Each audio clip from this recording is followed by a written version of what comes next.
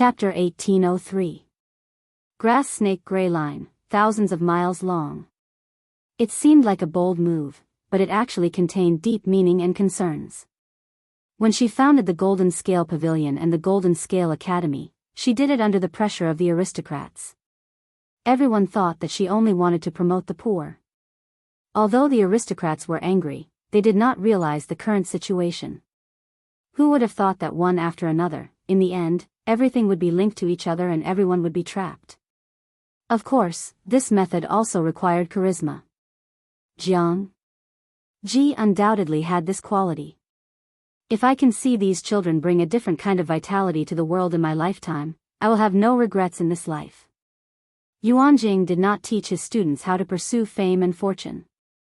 In the end, it was all about one word: people. Benefiting the people, not for their own selfish desires. It was just that it was too difficult to achieve this. People's selfish desires could not be controlled by external forces. What Master Yuanjing could do was to try his best to instill his own ideas in his students and set an example. He had taught for many years and never became an official. It was also because of his unique stubbornness and perseverance. Wan Xian laughed and said, "I still have a long life." These people were all strong. It would not be a problem to work hard for another 20 to 30 years. What, have no regrets in this life? There was only hope when one was alive. Wan Xian fled Zhongzhou in a sorry state. Now half of Zhongzhou was in Ji's hands, he could go back in glory. As the midsummer arrived, Ji's popularity was pushed to another peak. Others racked their brains for her, but she lived a comfortable life as a pregnant woman. "TSK, the young master in my belly is more important than me." Wei Ci said, "Why do you say so, my lord?" "Of course, my lord is more important than the young master." Ji said, "In the past, when I was lazy, you would dig 3 feet into the ground to find me. Now, you are fighting for work. The difference in treatment is so big." Everyone was fighting to work overtime. Ji's slight movement of the bamboo slips would attract countless worried gazes. If she had known that pregnant women would feel so good, she would have given birth to a few when she was free. Wei Ci said, "Pregnant women should not work hard. The meaning of the child in my lord's belly is different. They naturally value it more." Those in the know knew that the child was artificial. Those who did not know would think that it was a pregnancy. If the child was accidentally given by Ji Lang was gone, wouldn't everyone be worried about the wrath of heaven? Ji said, "I don't care. You are treating me differently." She was pregnant, not a cripple. If they didn't allow this or that, did they still have her as their lord in their eyes? Ji's zodiac was that of a donkey. Instead of walking when led, he would retreat when beaten. The more Feng Zhen and the others tried to stop her from working, the more she insisted on going. Not only did he have to do a lot of things, but he also had to work overtime. "I love work, work makes me happy." He deeply suspected that the Lord was having a fake pregnancy. That's hard to say. Feng Zhen looked at his lord, who was jumping up and down, and then thought about how other pregnant women behaved like porcelain dolls when they were pregnant. He suddenly felt a headache coming on. She was really pregnant. She was worried that her lord would lose the child. What about a fake pregnancy? Not only would he be upset, but the others would also be so angry that they would find noodles to hang themselves. As time passed, Feng Zhen became more and more worried, and the more worried he became, the balder he became. Where did his lord's pregnant belly go? Where did my lord hide her pregnant belly? She was 4 to 5 months pregnant, so she should at least have some small hills, right? Where's the lord? Pig trotters. Complaining was one thing, but Feng Zhen wouldn't voice his worries, lest they waver.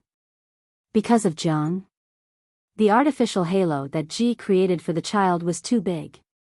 Everyone's eyes were focused on her belly. If there were rumors that the pregnancy was fake, when she gave birth to the child in the future, there would be people among the people who would say that the child wasn't her biological child, but that she had adopted it to cover up her lie. Feng Zhen's worries were obviously unnecessary. With Wei Ci sparing no effort to promote the child as a God-sent child and different from ordinary children, who would blindly compare? If the God-sent child was like an ordinary child, then they would feel that it was unreal. Feng Zhen, Wei Ci was shameless.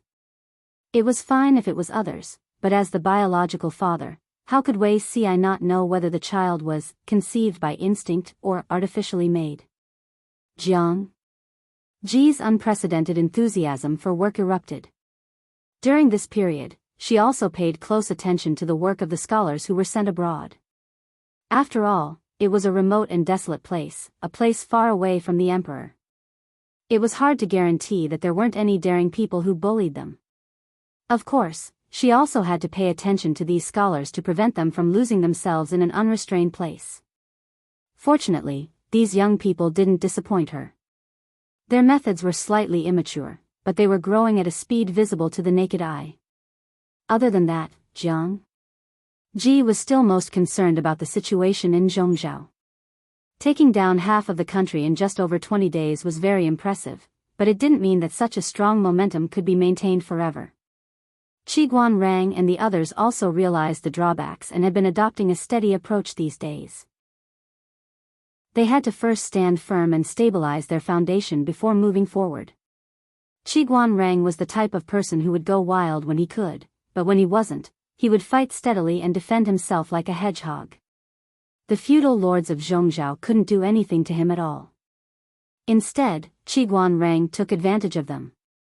Among them, the Nia family of Zhongzhou was also on its last legs.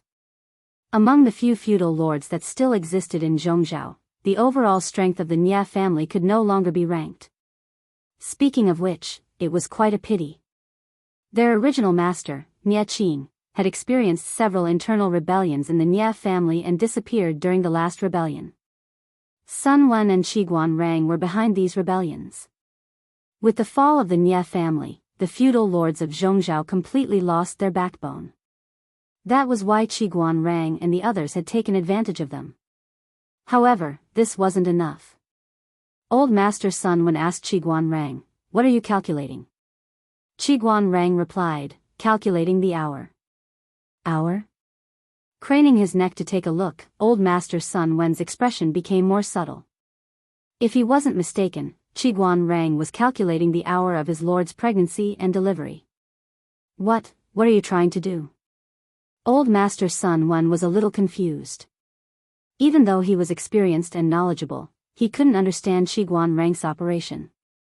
Qiguan Rang said, "Before the young lord is born, I want to take down the other half of Zhongzhou." Having only half of Zhongzhou was inauspicious.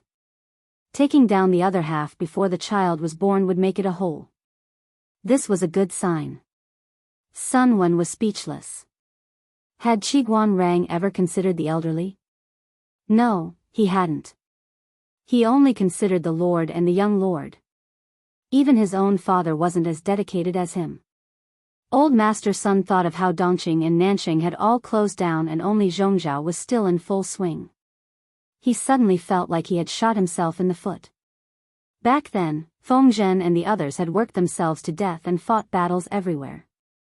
They weren't as carefree as he was. Looking back now, he suddenly realized that the arrows in his heart were the flags he had set back then. Qiguan Rang still felt that it wasn't enough. He sent people to Xichang and Beiyuan to investigate. Know yourself and know your enemy, and you will never be defeated. Chapter 1804. As the months slowly grew longer, Jiang Pengji's health improved. Ji Yunshu's pregnant belly was still not out, but no one dared to slack off. Her status was now on par with Wei Ci's daughter. Ginger. Ji could not help but complain, "National treasure panda, I'm now the only humanoid national treasure. I'm not happy at all."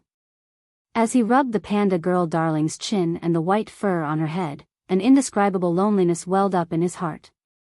Other people had all kinds of pregnancy symptoms, but only she was strange. She really wanted to work, and no one could stop her. If she didn't work, she would feel uncomfortable all over. Every day, he was so energetic that he had nowhere to vent it. When he closed his eyes, he would dream that he was wandering in the sea of work, surrounded by official documents. The more she acted like this, the more everyone guarded against her. They were so scared that even in their dreams, they were afraid. How could she not be worried? Which pregnant woman would react like this? 5 million salted fish's greatest pleasure right now was watching Ginger. Ji was pitting her wits against everyone else for the sake of her job. Digital evolution. If I had the energy of the streamer when I was pregnant, my boss would have been so happy that his teeth would have fallen out. Shan Xingshui Fui Boluo. It's rare to see a pregnant woman like the streamer. Most women have a hard time during pregnancy, and they lack energy. Edema, obesity, gluttony, these were all normal. If anyone was as energetic as the host when they were pregnant, their figure was not deformed, their belly was not swollen, their skin was so good that even a fly could break its leg if it stood on it, and they were also enthusiastic about their work. It was estimated that it would not be so difficult for women to get a job. Nowadays, women who have not given birth to a second child are far less competitive in the workplace than men who have the ability. Apart from these, there were also many experienced mothers who gave advice to Jiang Xiang. Ji Zhizhao told her what she could and couldn't eat. In short, the first child should be raised according to the book, and the second should be raised according to the pig. Ginger. Ji Yunshu's daughter, Nan Nan, who was carrying a bear's brain, was confused. Then was she considered to be the first or second child? During the 6th month of pregnancy, the weather in the north became a little chilly. Ji woke up one day and suddenly lost interest in work. That day, she was dispirited and had no appetite for anything she ate.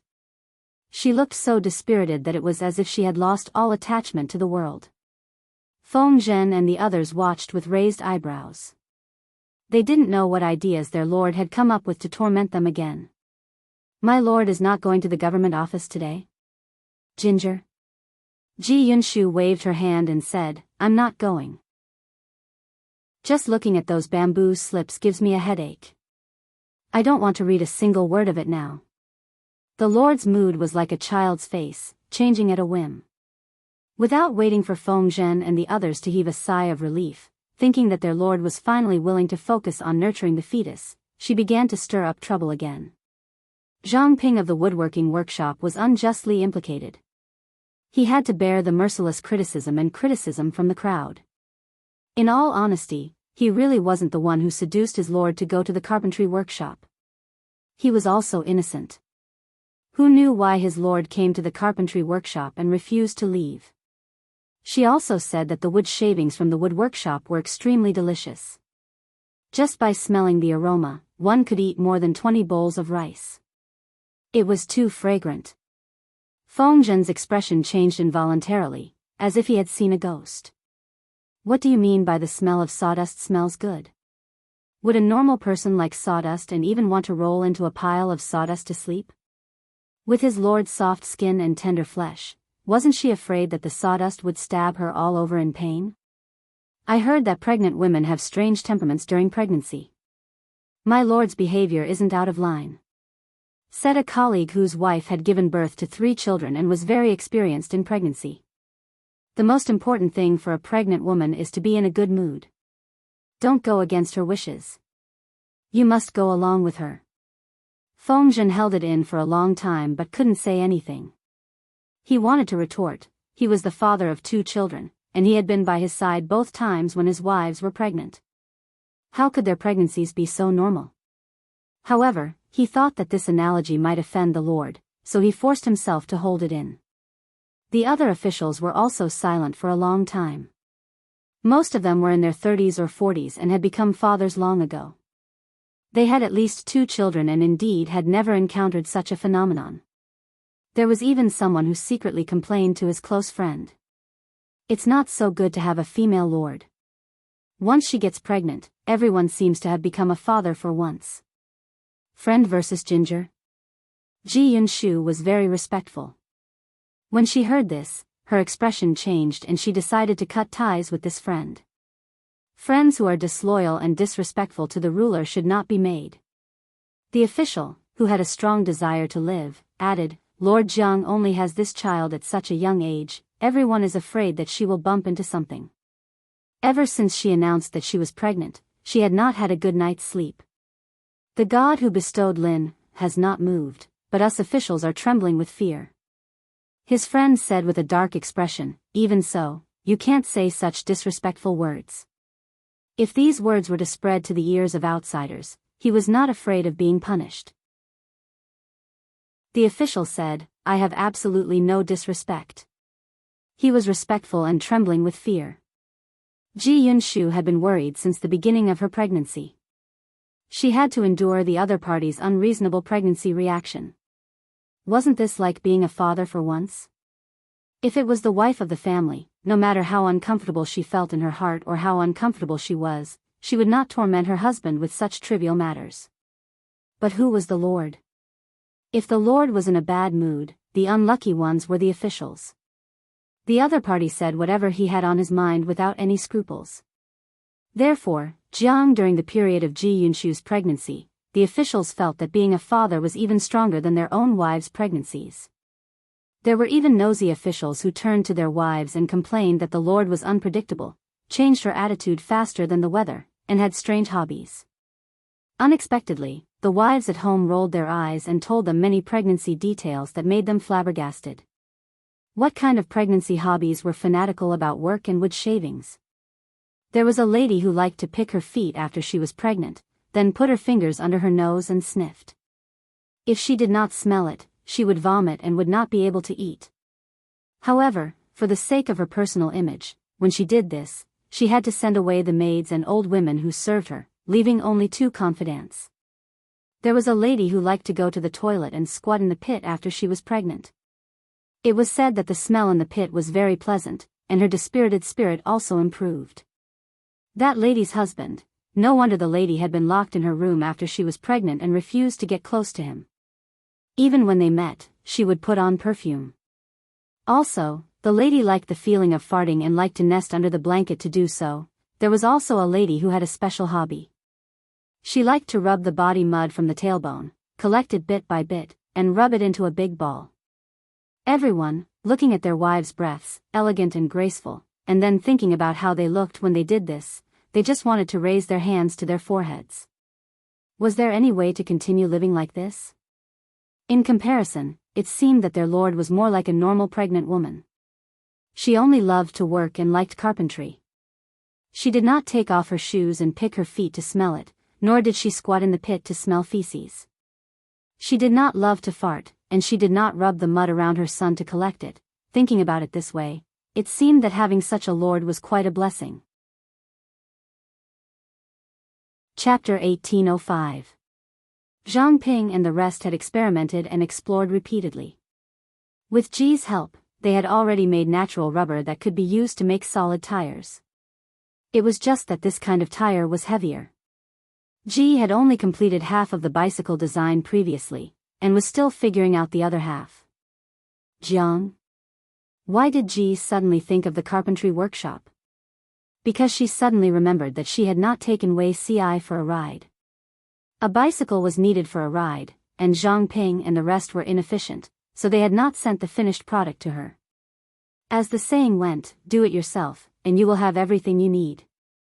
Ji came to the carpentry workshop to inspect the progress, and was immersed in it, unable to get out. Thanks to this period of contact, Ji found that the development of the carpentry workshop had entered a certain abnormal state.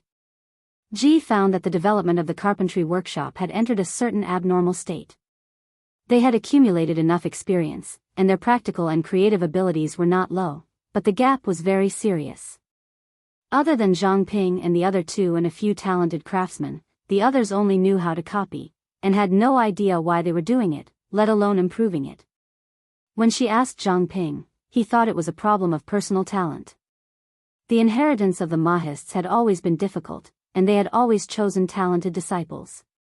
Those without talent who entered this branch of the Mahists would only be ordinary craftsmen with slightly better skills in the end. Jiang? Ji frowned and asked how the Mahists taught their disciples, and this question revealed the crux of the problem. Zhang Ping cautiously asked, Lord, do you feel that something is wrong? Everyone said that pregnant women were temperamental, and their lord was in control of life and death. She could kill when she was angry. Jiang? Ji said, I know what the problem is. Has Shiheng paid attention to the mathematics courses of the students of the Golden Scale Academy? Zhang Ping said, I've vaguely heard about it. Jiang? Ji communicated with Zhang Ping seriously, I'll say something you don't like to hear. The Mahists theory itself is not suitable for the complicated court, but this does not mean that the Mahists are less useful than the Confucians and the legalists. On the contrary, in the way of the people's livelihood, it has a role that the Confucians and the legalists cannot compare. Whether it is the Confucians, the legalists, or the Mahists, descendants are the foundation of inheritance. Without descendants, no matter how amazing the knowledge is, there will be no one to inherit and pass it on. I don't think that the Mahists have high requirements for descendants. I feel that the Mahists have taken a detour on this path, or should I say, the wrong path. I've been observing the carpentry workshop for the past few days and found that many people know what to do according to the blueprints. Their craftsmanship is superb, but when the parts are slightly adjusted, they will mess up. There were many similarities between the manufacturing methods of many things. If he could summarize these similarities, wouldn't he be able to avoid many detours? Can you simplify everything? After listening, Zhang Ping pondered for a long time. He seemed to have grasped something, but he could not grasp the gist of it. He could only ask Jiang for help. Ji. Your subject is ignorant. Please clarify further, my lord. Ginger. Ji said, for example, in the computational classic of Zhou, Shanggao said, fold the rules, hook the 3, cultivate the 4, and the 5. The 9 chapters of arithmetic says, multiply the Pythagorean, and divide it, that is the chord. Between them, other than this example, are there other constant and unchanging rules? I feel that if we can decipher these, or rather, summarize them, the future generations will be able to avoid many detours. Now, the most important thing for the carpentry workshop is not to invent many siege weapons or defense weapons. The world is about to be settled. Their role will also change from attacking the enemy to deterring those thieves in the surrounding countries, so that foreign enemies will not dare to invade the people. However, this does not mean that the carpentry workshop has lost its purpose. It can only turn to research things that are beneficial to the people. I hope that it can continue to develop and go further. I even want to add this knowledge to the textbooks of the Golden Scale Academy so that they can learn it. Experience can only be understood and not explained, but knowledge is different. It is better to memorize than to know nothing. After listening, Zhang Ping was silent for a long time. Occasionally, confusion flashed across his eyes. As for the research on the laws, Ginger? Ji originally wanted Zhang Ping and the others to let nature take its course, but she did not expect them to reach a dead end. So, she naturally had to help them. Ginger? Ji could only say so much.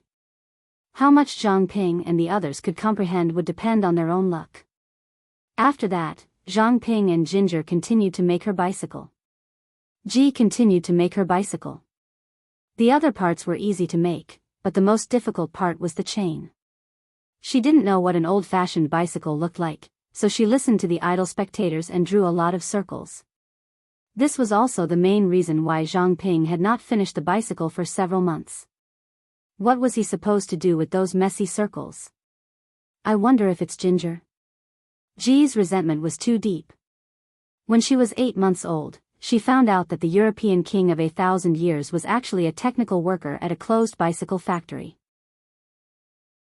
Coincidentally, the identity of the transmigrator was from the carpentry workshop. When he transmigrated, he was in Jiangxiang. In front of Ji. They looked at each other in dismay. The atmosphere was as silent as honey.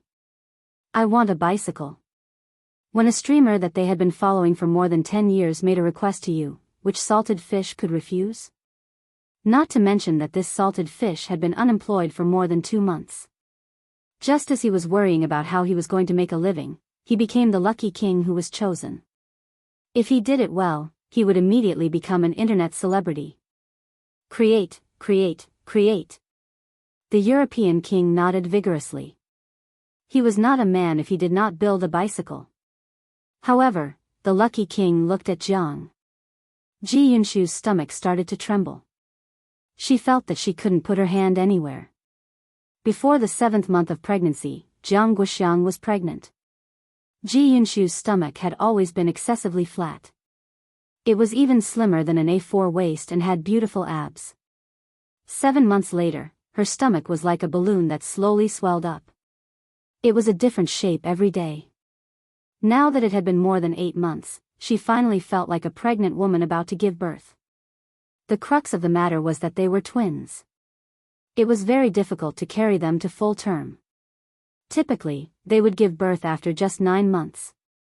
The lucky king was a little hesitant. If he helped the tyrant build the bicycle, would this big shot ride it with a big belly? In the end, his strong desire to live won over his worry. With his participation, the bicycle went through a series of changes and finally made its grand debut half a month later. Zhang Ping looked at what was said to be a bicycle and was at a loss as to how to use it. It was used as a cart, and it was not stable. After all, it had 2 wheels and not 3 wheels. If he didn't support it, it would fall to the ground. Jiang? Ji Yunshu was excited. I'll teach you how to drive this thing. Salted fish? Zhang Ping. The helping tyrant lucky king, the nightmare had come true. Tout de fait, if I remember correctly, the streamer doesn't know how to ride a bicycle. Jiang? In Ji Yunshu's era, technology was too advanced. How could there be bicycles? Everyone's shared transportation was a maglev car, alright? Jiang? It was true that Ji didn't know how to ride a bicycle, but she had long legs. Even if she didn't know how to ride, she wouldn't fall. Her sense of balance could be slowly found. As one of the best fighters in the Federation, how could she not even be able to handle a bicycle? But, just as she held the handle, her stomach began to ache. The feeling grew stronger and stronger. Jiang? Ji, could this be the old chief's desire to live? Zhang Ping asked carefully, Lord, what's wrong? Jiang? Ji held her stomach with one hand and looked calm. However, what she said made Zhang Ping unable to calm down. Chapter 1806. Go to the delivery room? Why? Zhang Ping was puzzled at first, but he soon froze on the spot. His eyes glanced down stiffly and landed on Jiang Pengji's belly. My lord, are you going to start? Zhang Ping stammered. Only his brain could still move. The rest of his limbs had stopped working. He had forgotten how to use them. Jiang Pengji stroked her belly that seemed to be falling. She frowned and thought for a while. She said uncertainly, should be? What do you mean should be? Zhang Ping was stunned. How could he respond to what his lord had said? Jiang Pengji frowned and said confidently, it's my first time giving birth too. How do I know if this feeling has started? Haven't you been a father for a while? Why don't you have this common sense? Why are you asking me? Hold the bicycle first. I'll take a breather. Zhang Ping took the bicycle in a daze. He had indeed been a father before, but the child did not crawl out of his belly. He knew what was going on, but he had not experienced it firsthand. Fortunately, Zhang Ping was still reliable. After a second, he immediately pushed the bicycle to the maid beside him and hurriedly called for help. I say, slow down. The child has not been born yet.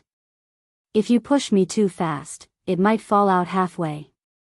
Jiang Pengji did not forget to say some flirtatious words at this time. Her ability to endure pain was unimaginable by ordinary people, so she felt fine at the moment. The others were anxious. Zhang Ping wanted to carry her to the delivery room and hand her over to the midwife. In the end, Zhang Ping did not have the strength to fly. He did not dare to touch Jiang Pengji. He could only bear with his anger and stare at her. She was pregnant with twins. The doctor said that twins were usually born at the end of August or the beginning of September.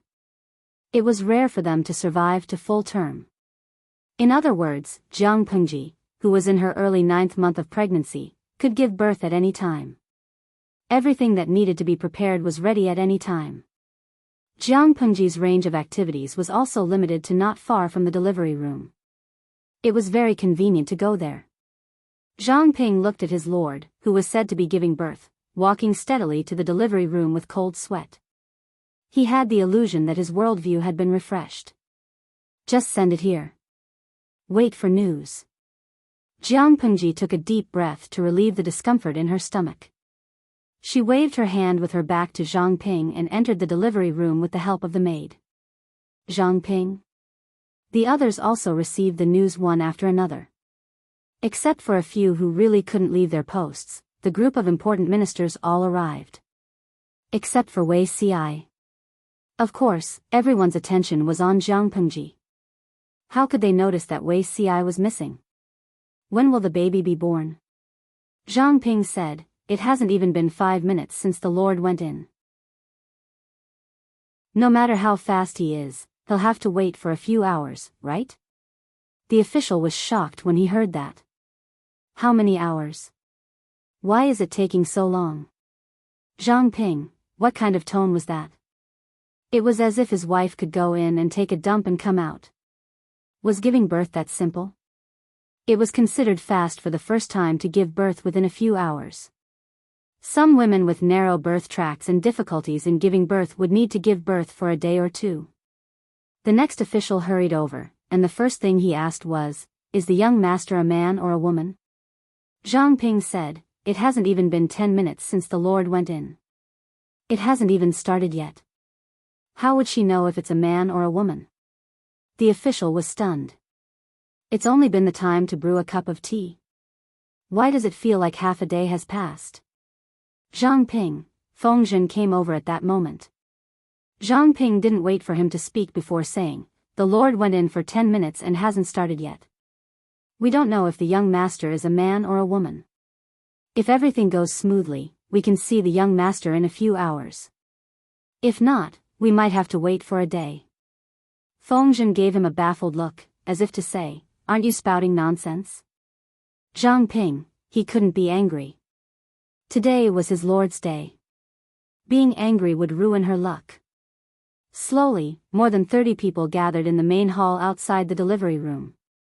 Everyone had different expressions, but no one took the initiative to speak. They waited and waited. After another 10 minutes, someone said in a low voice, why isn't there any movement? As the standard men in the feudal era, their children would wait for the harvest after sowing. Some of the better ones would spend the pregnancy with their wives. Some of the worse ones would just leave the work to them and only care about their children. Even when their wives gave birth, they would wait in the study. Therefore, they only knew that pregnant women would scream in pain during childbirth, but they didn't know the details. They thought that all women went through the same process during childbirth. Maybe it hasn't started yet? Fengzhen also said, maybe it's to save energy. Qian Su and Lu Jing sat in the corner. Occasionally, they would look in the direction of the delivery room. Their expressions were similar, but their thoughts were different. He held the blessing of peace in his palm and muttered in a low voice, I hope the birth goes smoothly and there are no twists and turns. He meant what he said. Jianghu treated Yang Tao and his former subordinates very leniently. If it were another lord, things would be different. The best outcome would be the safety of the mother and child. The worst outcome would be the death of the child. Those with ulterior motives could take the opportunity to spread rumors that Jianghu was not the chosen one by God and that she had cursed Ziwei Star. The worst outcome would be the safety of the child and the mother dying in childbirth. It would be convenient for those with ulterior motives to seize power. The worst outcome would be the death of both mother and child. In that case, such a situation would probably not happen. Those people were ruthless, but they wouldn't want to see the world that had just been stabilized return to war. Lu Jing said, it will go smoothly and be safe for all three of us. Qian Su turned to look at him. Lu Jing was a surrendered official and kept a low profile. She didn't expect him to appear here today. There won't be any accidents. Lu Jing was certain. Qian Su said, I hope so. Although she said that, Qian Su was not confident. It was too dangerous for a woman to give birth. Even if there were no external forces plotting against her, it was easy to have a dystocia and hemorrhage. Everyone outside was panicking, but the atmosphere in the delivery room was quite harmonious. The midwives that were originally prepared were not put to use. Or it could be said that Jiang Pengji had someone she trusted more. The midwives became decorations. She entered the delivery room and turned off the live stream. It was said that Weibo had long been prepared and borrowed external servers from a big company. They hoped that Weibo could withstand the wave of traffic attacks. Thinking of that situation, Jiang Pengji couldn't help but laugh again. The servant who was supporting her said, "I've served so many ladies giving birth, but this is the first time I've seen someone enter the delivery room with a smile. Lord Jiang is in good health and will give birth to Lin smoothly. Thank you for your auspicious words." Jiang Pengji's face was very pale, but her smile was still considered relaxed. The production tools of this era were very backward. Women gave birth while lying on the bed or squatting on the ground. The latter was easier to exert force than the former, but only peasant women would do that. Women were in severe pain during childbirth. It was really cruel to make them squat to give birth without relieving their pain. Jiang Pengji had no experience in childbirth, but the salted fish in the 5 million streaming room was not incompetent. Through teaching, she made a delivery bed that could be used for sitting and lying. The design of the delivery bed was convenient to exert force, but the people of this era felt ashamed when they saw it. They didn't understand its use. The midwife looked at it and felt puzzled. Jiang Pengji said, "Go to the side and wait." The midwife? Genius remembered the website address in a second. Mobile version. Chapter 1807. Soon, the midwife understood that she was just a decoration. A man who should never have appeared in the delivery room. Get them to cover their eyes. Don't look at things they shouldn't see. Jiang Pengji's tone was very calm. One could not tell that she was a pregnant woman who was about to give birth. Wei Ci said, "Leave it to me, my lord." The delivery room was cleaned up. Irrelevant people were herded to the cubicle to wait, including the midwife and the doctor. Only the maidservants who were in charge of boiling water could wait outside. They were all watched by special people. Some had ulterior motives and were extremely afraid. Some were baffled but did not dare to object. This doesn't look like the grandeur that Lord Jiang should have when giving birth. Jiang Pengji was still in the mood to joke at this moment. Wei Ci said, "Giving birth doesn't require so many people to move around. Not only is it easy to cause trouble, but it will also give people with ulterior motives an opportunity to take advantage of." Even with experience, Wei Ci was so nervous that his hands were trembling. Many imperial concubines, princes, and princesses were killed in this way in the unofficial history of the palace without anyone knowing. Jiang Pengji was really in pain at this moment. She lay on the delivery bed and looked at her slightly shameful posture of waiting to give birth. She smiled and said to Wei Ci, "I heard that there used to be a man who accidentally saw his wife giving birth. Since then, he has been dispirited and has no interest in treating his wife." Wei Ci said, "I've seen it twice. Have you seen me in such a situation before?" Jiang Pengji was shocked by the bold and unrestrained Wei Ci that day. If it were you on a normal day, you would most likely be so embarrassed that you wouldn't be able to speak. Wei Ci sighed and said, "My lord is about to give birth. I have to accept whatever you say and make you happy. This is my duty." A woman's positive emotions were conducive to giving birth. If she was seriously frightened, it might even cause the position of the fetus to be reversed, from a natural birth position to a difficult birth position. Wei Ci could not afford to take the risk. If this could make the lord feel more relaxed, why not let her tease him a little? "Why are you touching my stomach?" After her pregnant belly appeared, she was particularly ticklish. Wei Ci's warm fingers touched her stomach, making her want to laugh. Touch the position of the fetus. If it's not in the right position, turn it over before the fetus enters the basin. There's such a method? Wei Ci said, I specially found someone to learn it. I disguised myself and followed them to a few places and learned a thing or two. Jiang Pengji laughed. Are you going to dress up as a girl? Wei Ci answered patiently, if I was dressed as a man, they wouldn't have let me in. I'm afraid I would have been beaten out by the host. Cross-dressing. Wei Ci?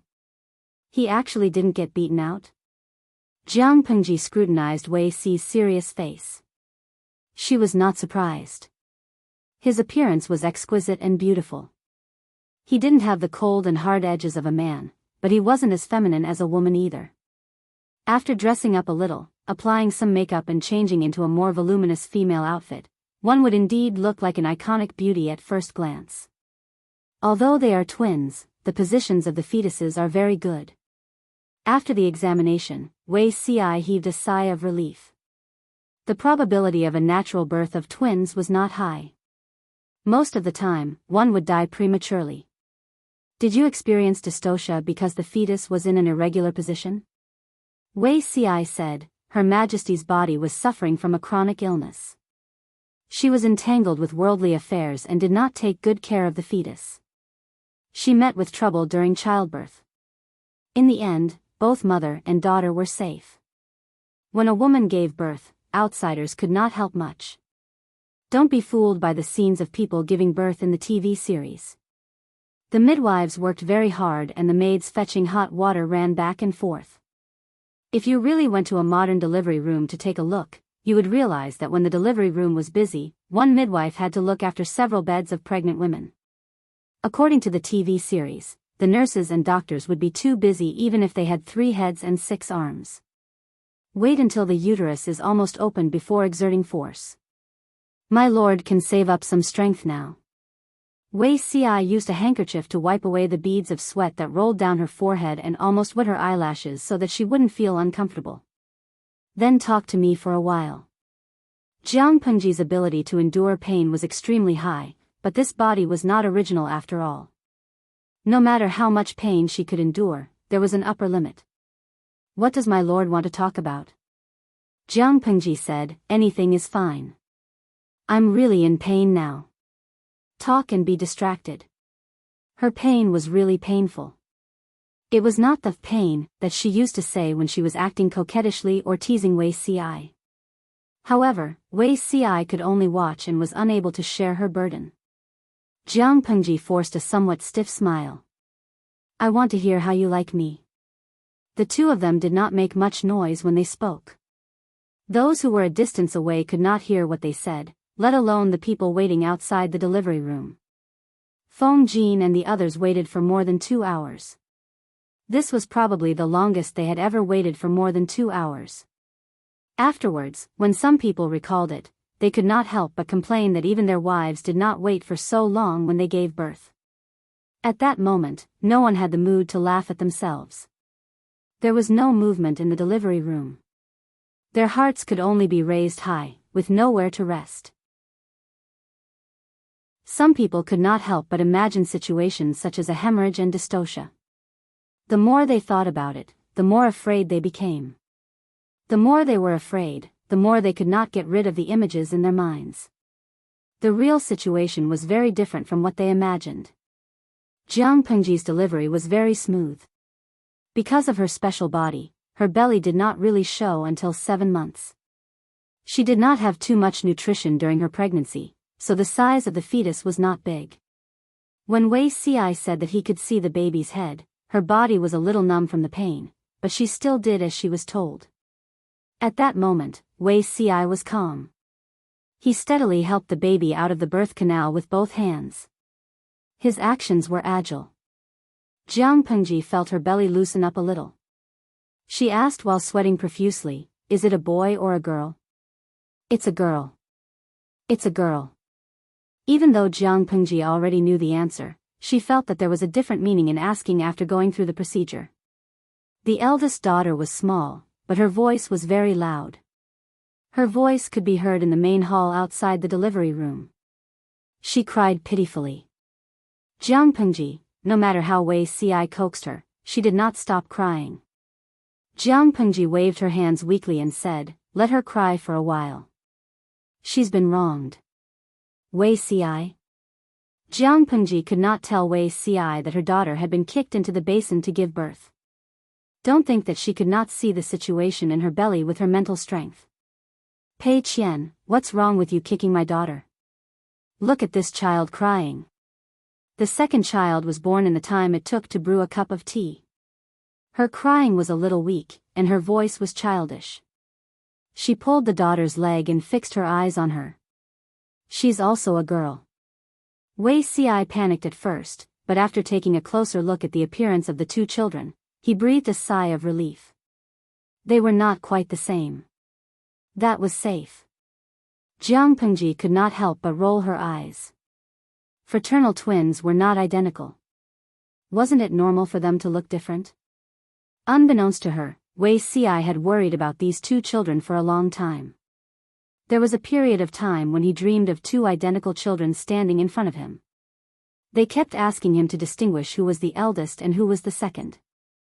If he guessed wrongly, they would have to leave. "Have you named them?" Wei Ci said, "There are a few."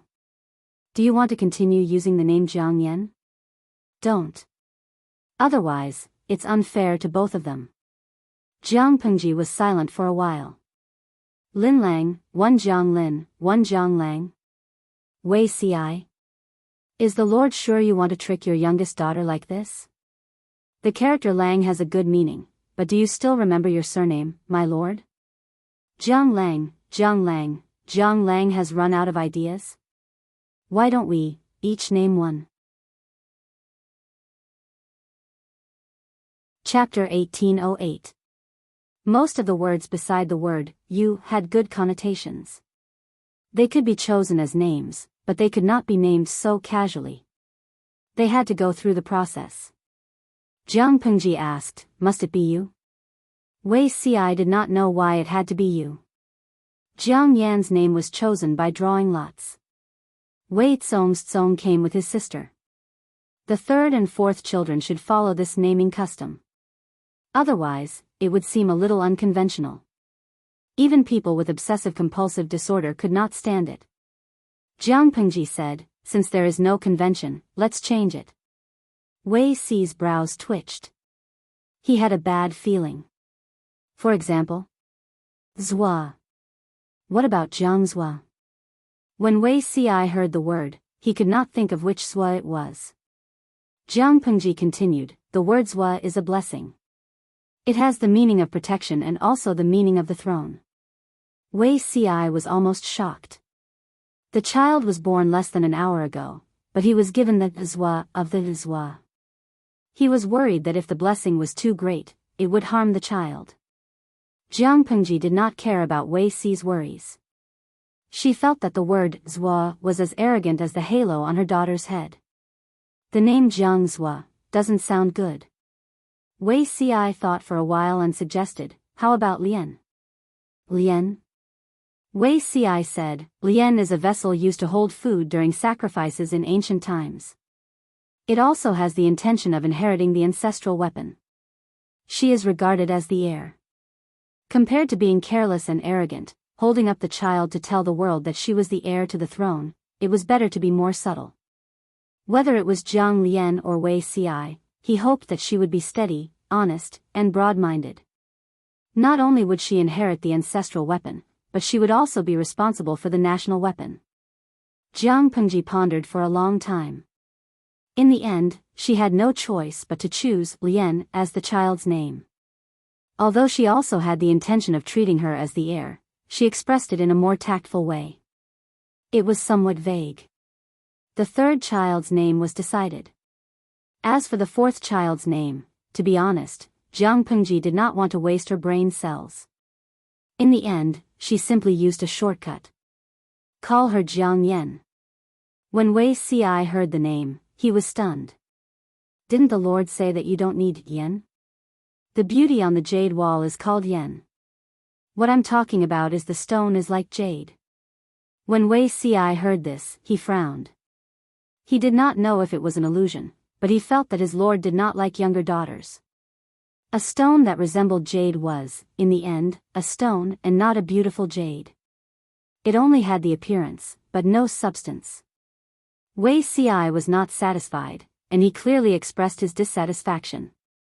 Jiang Pengji did not know how to explain to Wei Ci that he only had 3 children in his 2 lives and that his youngest daughter was an impostor. She looked down at the baby girl in her arms. The little girl's eyes were closed, and her breathing was steady and slow. She was extremely obedient. That's Jiang Yan, the Yan who is known as Yan because of her beauty. Jiang Pengji looked like she was going to argue with him. Wei Ci thought about it and nodded in agreement. To him, his eldest daughter was also Jiang Yan, and his youngest daughter was also Jiang Yan. Having the same name did not mean that they were the same person. Wei Ci would not mix them up. But he couldn't let his youngest daughter carry the name, Bai, especially with his eldest daughter, Lian, as a foil. Who knew what those despicable people would say? 2 twin children, one in front of the other in the time it took to drink a cup of tea, but their futures were as different as heaven and earth. Not only their futures, but even their names made it clear that the 2 were different. It really hurt his youngest daughter's heart. Wei Ci did not want his youngest daughter to get hurt, nor did he want the relationship between his lord and the little prince to drift apart because of this. Little did he know, relationship between mother and daughter? It was impossible. It was impossible in this lifetime. Jiang Pengji was worried that when he grew up, he would beat her until he called her daddy. Therefore, she wanted to take advantage of him smiley face angle, when his wings hardened. Jiang Pengji's health was very good. Even though she had gone through a labor, she could now pack up and carry the child out. Since the child's first cry, everyone had been waiting anxiously for the young lord to come out. In the end, after waiting and waiting, there was still no movement from the delivery room. It couldn't be. Could something have happened to the lord? Feng Zhen and the others' hearts suddenly jumped to their throats. They wanted to send someone to inquire, but it was impossible. Finally, they saw their lord, who looked tired but still in good spirits, come out with 2 children in each of her arms. Everyone? In their impression, women were so weak after giving birth that they couldn't move, but their lord could still carry 2 children out at the same time. What a godly person. Despite their complaints, everyone still bowed down and congratulated her in unison. Congratulations, my lord, on the birth of Lin, Jiang Pengji said, the eldest daughter is Jiang Lian, and the second daughter is Jiang Yan. Twins? Hearing that the 2 children were of the same gender, a few observant officials frowned. Children who looked the same were not suitable to be the heir, unless one was gone or they had another child. Jiang Pengji did not have time to care about what they were thinking. She let the children's wet nurses carry them and sat on the mats on each side, accepting everyone's greetings. Not far away, the people in the front row could clearly see the children's faces. Upon closer inspection, they did not look alike. Seeing this, they breathed a sigh of relief. At this moment, no one asked for a snub and suggested that Jiang Pengji give birth to a boy to inherit the throne. Why? The halo on Princess Lian's head was too dazzling. She was Ziwei, a gift from the heavens. Who could defeat the incarnation of Ziwei the Great who came to the world? Of course, there were also people who hoped that the male heir would inherit the throne, but they did not dare to say it out loud for fear of incurring the wrath of the heavens. For now, they would take things one step at a time. If Princess Lian and Princess Yan were not qualified enough to inherit the throne, they would persuade the Lord to give birth to another child in the future. They could not hand over the throne to a mediocre heir, and the heir was a woman. The storm passed like this for the time being. Jiang Pengji also began to be pressured into confinement. Confinement isn't scientific at all. My body is very healthy. Do you believe that I can overturn 10 Fu Wangs? She had to lie in bed for a month without washing her hair or bathing. She could only wipe herself with hot water. It was unbearable. Wei Ci advised her to bear with it so that she would not suffer from confinement sickness. If she was really bored, she could play with the children. The twins were much smaller than the single babies. They lay in the swaddling clothes like a small ball. Their skin was bright red, and their facial features were wrinkled. They looked like little monkeys that had been shaved. However, Jiang Pengji did not say this metaphor out loud. Otherwise, Wei Ci would nag at her about how inauspicious it was. They're so ugly. What's so fun about them? How are they going to meet people in the future? Jiang Pengji did not hide her disdain. Oh, it was only limited to the younger daughter. The older daughter was definitely cute. The servant with a clean identity said, "Don't worry, Lord Jiang. The two princes are very handsome.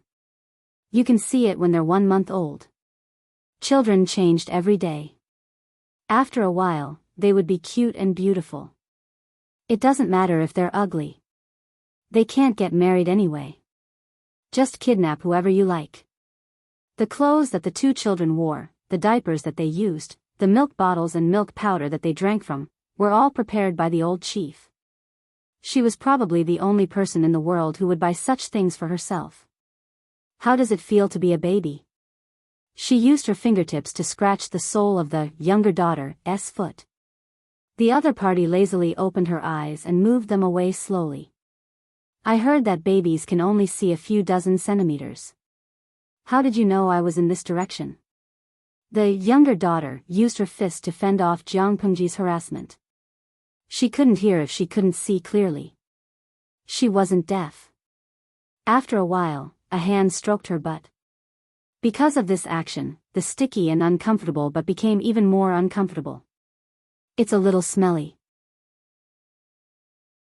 The diaper seems to be full. Do you want me to help you change it? The old chief was speechless. Chapter 1809. She couldn't fast forward, she could never fast forward.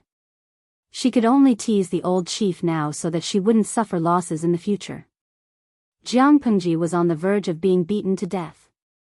Her routine was to play with her daughter in the morning, work in the afternoon, and sleep at night. The poor baby's sleeping schedule was different from Jiang Pengji's. When the latter was energetic, they slept soundly. The eldest, Jiang Lian, only knew how to eat, drink, and sleep. She wouldn't cry when she was bullied. She just pouted and had a quiet personality. The second child was different. Jiang Pengji could still play with her at first, but she would resist later. For example, Jiang Pengji would play with her like a hooligan. When her face got close, she would kick her nose. Jiang Pengji slyly said, "Ouch, is the milk powder not weak enough?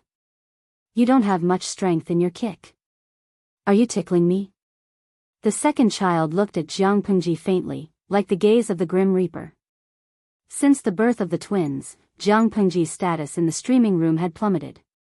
She was the big pig trotter Jiang, in their mouth, while the two little kids were Princess Lian and Princess Yan.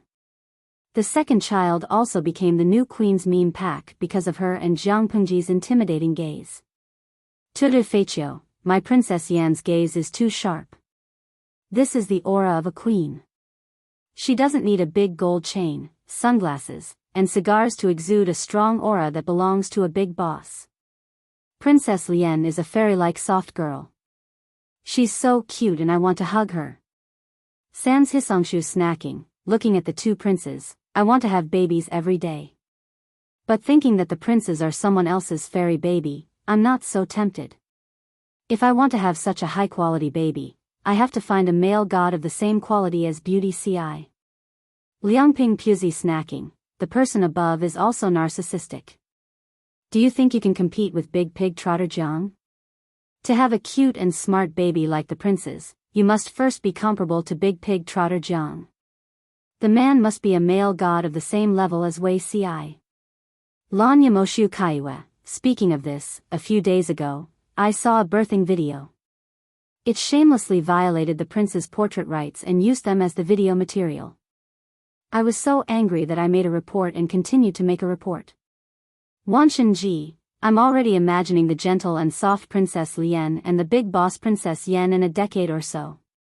How powerful.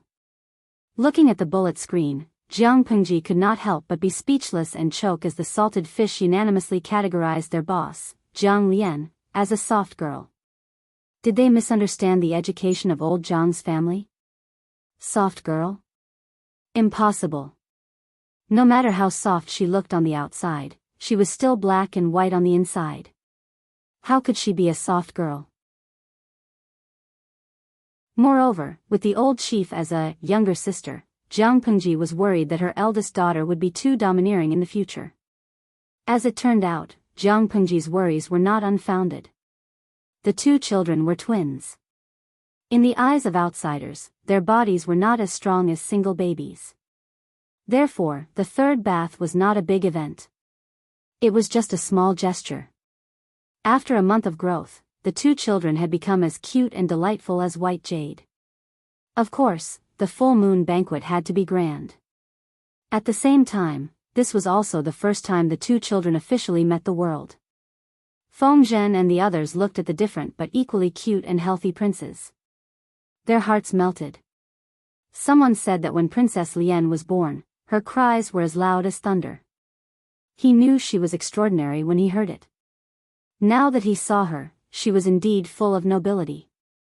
Jiang Lian was the eldest daughter. She also had a meaningful name like Lian.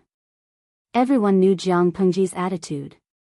In comparison, the second daughter, Jiang Yan, received much less attention. She did not like to hear such things. One after another, they flattered her incessantly. It was only because the eldest was not sensible. If she knew, she would be half dead from all the flattery. Unruly people, who touched my milk bottle? The old chief's eyes suddenly became sharp. He held the milk bottle with one hand and held it with both hands. His gaze was like a knife. Feng Zhen retracted his hand in embarrassment. He was just curious about the transparent bottle and what was inside. The bottle was filled with a milky white liquid. It did not smell fishy like a wet nurse's. Instead, it was sweet and had a nice smell. Seeing Princess Yan's small mouth nibble on the bottle, Feng Zhen could not restrain his curiosity. He wanted to know what milk it was, so he stretched out his sinful claws. He looked around and saw that no one was paying attention. He quickly pulled out the old chief's milk bottle, squeezed some into his wine cup, and returned the bottle to its owner.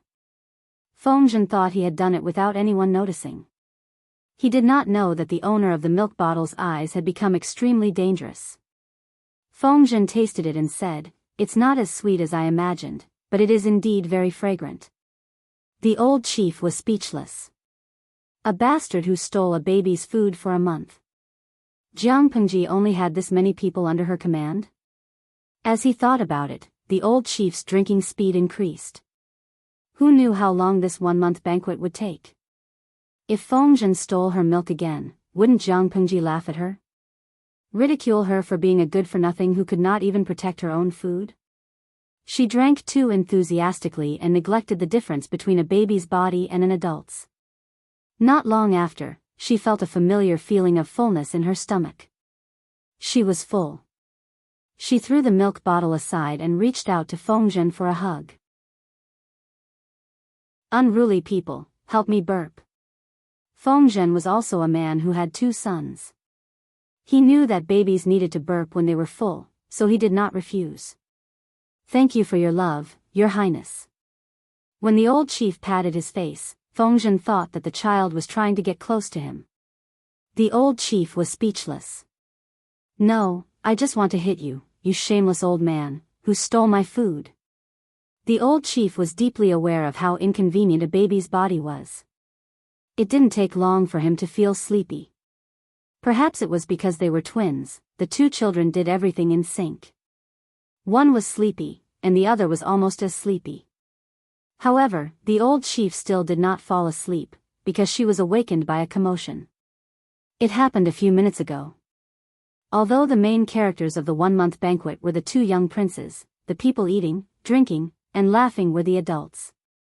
The young prince was sleepy and wanted to go to sleep. As adults, they continued to drink and have fun, pushing the atmosphere of the banquet to the highest point. At that moment, a sudden rush of footsteps came from outside. A messenger with a black panda flag on his back ran out of the hall unimpeded. In the process, he even stumbled and fell. In order to ensure the speed of communication, the messenger who delivered important information would have a conspicuous flag on his back. The color of the flag was the same as the grade of the military report. The black color was an important urgent letter. Anyone who saw the symbol and tried to stop him would be killed without mercy. That was why the messenger was able to arrive outside the palace unimpeded. He did not wait for his breath to catch his breath. He took out an urgent letter with a black panda seal on it. Report, there is an urgent report from the front line. Please read it, my lord. Information? At this time? Everyone was worried after hearing this. An urgent report with a black seal was either good news or bad news. The former was good news, while the latter was a bad omen. They had not heard of any changes at the front line recently. Why would they choose a full moon day to send an urgent report 800 miles away? Could it be that someone was taking advantage of this day to secretly attack the Lord? Everyone had different thoughts. Only Jiang Pengji was calm. Good news and bad news.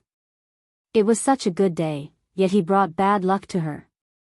She wanted to flip over the 18 generations of her ancestors' graves. Chapter 18:10. Bring it here. If it was a blessing, it wasn't a curse. If it was a curse, it couldn't be avoided. Even if it was bad news, Jiang Pengji did not intend to hide it. What auspicious omens or ominous omens? It was just a matter of her mouth. Even if it was an ominous sign, she could still lead her troops to kill the person who created the ominous sign and caused her trouble. The hall that was bustling with people toasting and exchanging toasts was now completely silent. It was so quiet that one could hear a pin drop on the floor. Jiang Pengji tore open the battle report and read it quickly. Her expression did not change at all, and the people below could not guess whether it was good news or bad news. It would be fine if it was good news, but if it was bad news, many people would be implicated. Not only will Her Highness's identity be questioned by the world, but those who fail to do their job will also be held accountable. If it's a light punishment, one person will lose his life, and if it's a heavy punishment, his entire family will have to pay. At that moment, the important ministers who were still outside were almost all veterans who had accompanied Jiang Pengji all the way. It was inappropriate to attack any of them. However, it was even more inappropriate to not make a move, as it would not be able to appease the people outside. If the crisis of public opinion was not handled well, the prestige that Jiang Pengji had painstakingly built up over the years would collapse. I don't know what happened. They thought of all the possible scenarios. For example, the Nanxing aristocrats rebelling. For example, the citizens of the northern borderline were unwilling to be integrated. For example, Qiguan Rang, who had previously been in the limelight, had failed to lead his troops. Half of Zhongzhao's territory, which he had spent a great deal of manpower to conquer, was gone. A few people in the banquet revealed faint sneers. Qiguan Rang's identity was the most controversial among Jiang Pengji's subordinates. Yang Si, the son of a prostitute, had a pure bloodline, but Qiguan Rang was a bastard with mixed blood. How many people were gnashing their teeth in jealousy for a bastard of humble birth to climb so high? Just the thought of serving in the same court as this kind of eccentric and sinister person made them somewhat unhappy. He had thought that Qiguan Rang would fall from grace, but he had almost become a god in one fell swoop. He had conquered half of the country in just over 20 days. Even if it was not all his credit, he had participated in it and was one of the main planners who had planned everything. The light that fell on him was not weak. Of course, there were people who were jealous, and there were also people who were worried that Qiguan Rang would promote a large number of people from the northern borderline in the future to compete with them.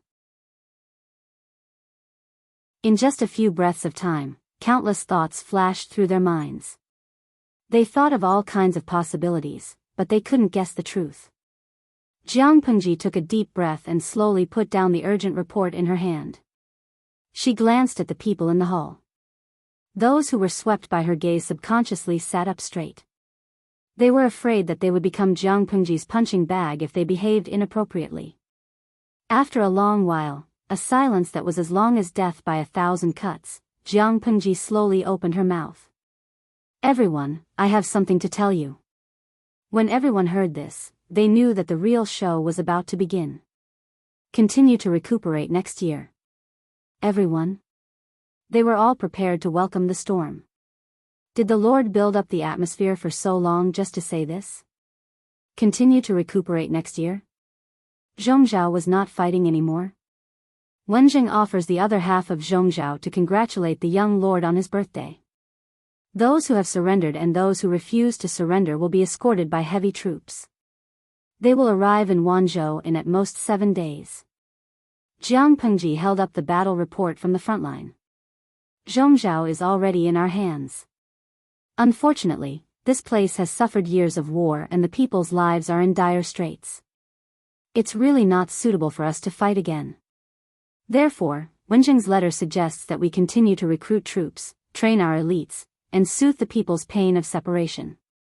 The year after, we will conquer Beiyuan and Xichang in one fell swoop. Does anyone have any objections to this arrangement? Qiguan Rang had originally wanted to take Zhongzhao as a birthday gift. Unfortunately, things had gone awry. He, who had always had a smooth sailing life, was plotted against and was almost killed by the troops. Old Ginger was spicier. After Qiguan Rang escaped, he counterattacked. Both the enemy and himself were completely enraged. It was either you or I who died. In the end, Qiguan Rang's luck prevailed. Old Man Sun's reinforcements arrived in time to outflank the enemy. Along the way, some feudal vassals surrendered tactfully, while others would rather die than surrender. In the end, they were all tied up and sent to Wanzhou.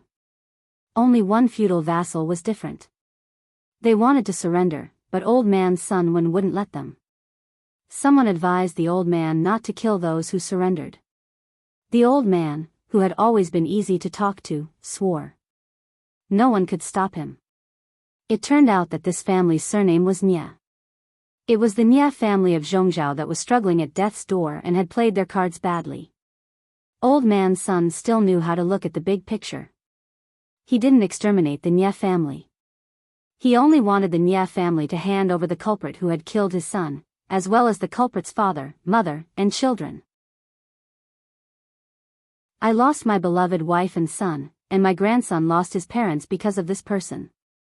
The parents of such a disregard for the lives of innocent people should be killed. Kill his parents, kill his children. Let him have a taste of helplessness, pain, and being unable to resist. Sun Wen could still escape Dongqing with his grandson, Sun Lan, and come back many years later for revenge. The idiot in front of him only knew how to kneel and beg for mercy. He was worse than a stray dog. When Old Man Sun personally killed his father, mother, and 5 legitimate children in front of that person, the scene was silent. No one dared to stop him. The only person who could stop him was Qiguan Rang. Not only did he not stop him, but he also wanted to personally hand Old Man Sun his sword. Someone said that the old man was too cruel and cold-blooded. He didn't even spare a child. Qiguan Rang couldn't help but sneer. When these people sympathized with the weak, did they ever think that Old Man Sun was the real victim and the weak? He only wanted to become stronger and seek revenge on the people who had harmed him.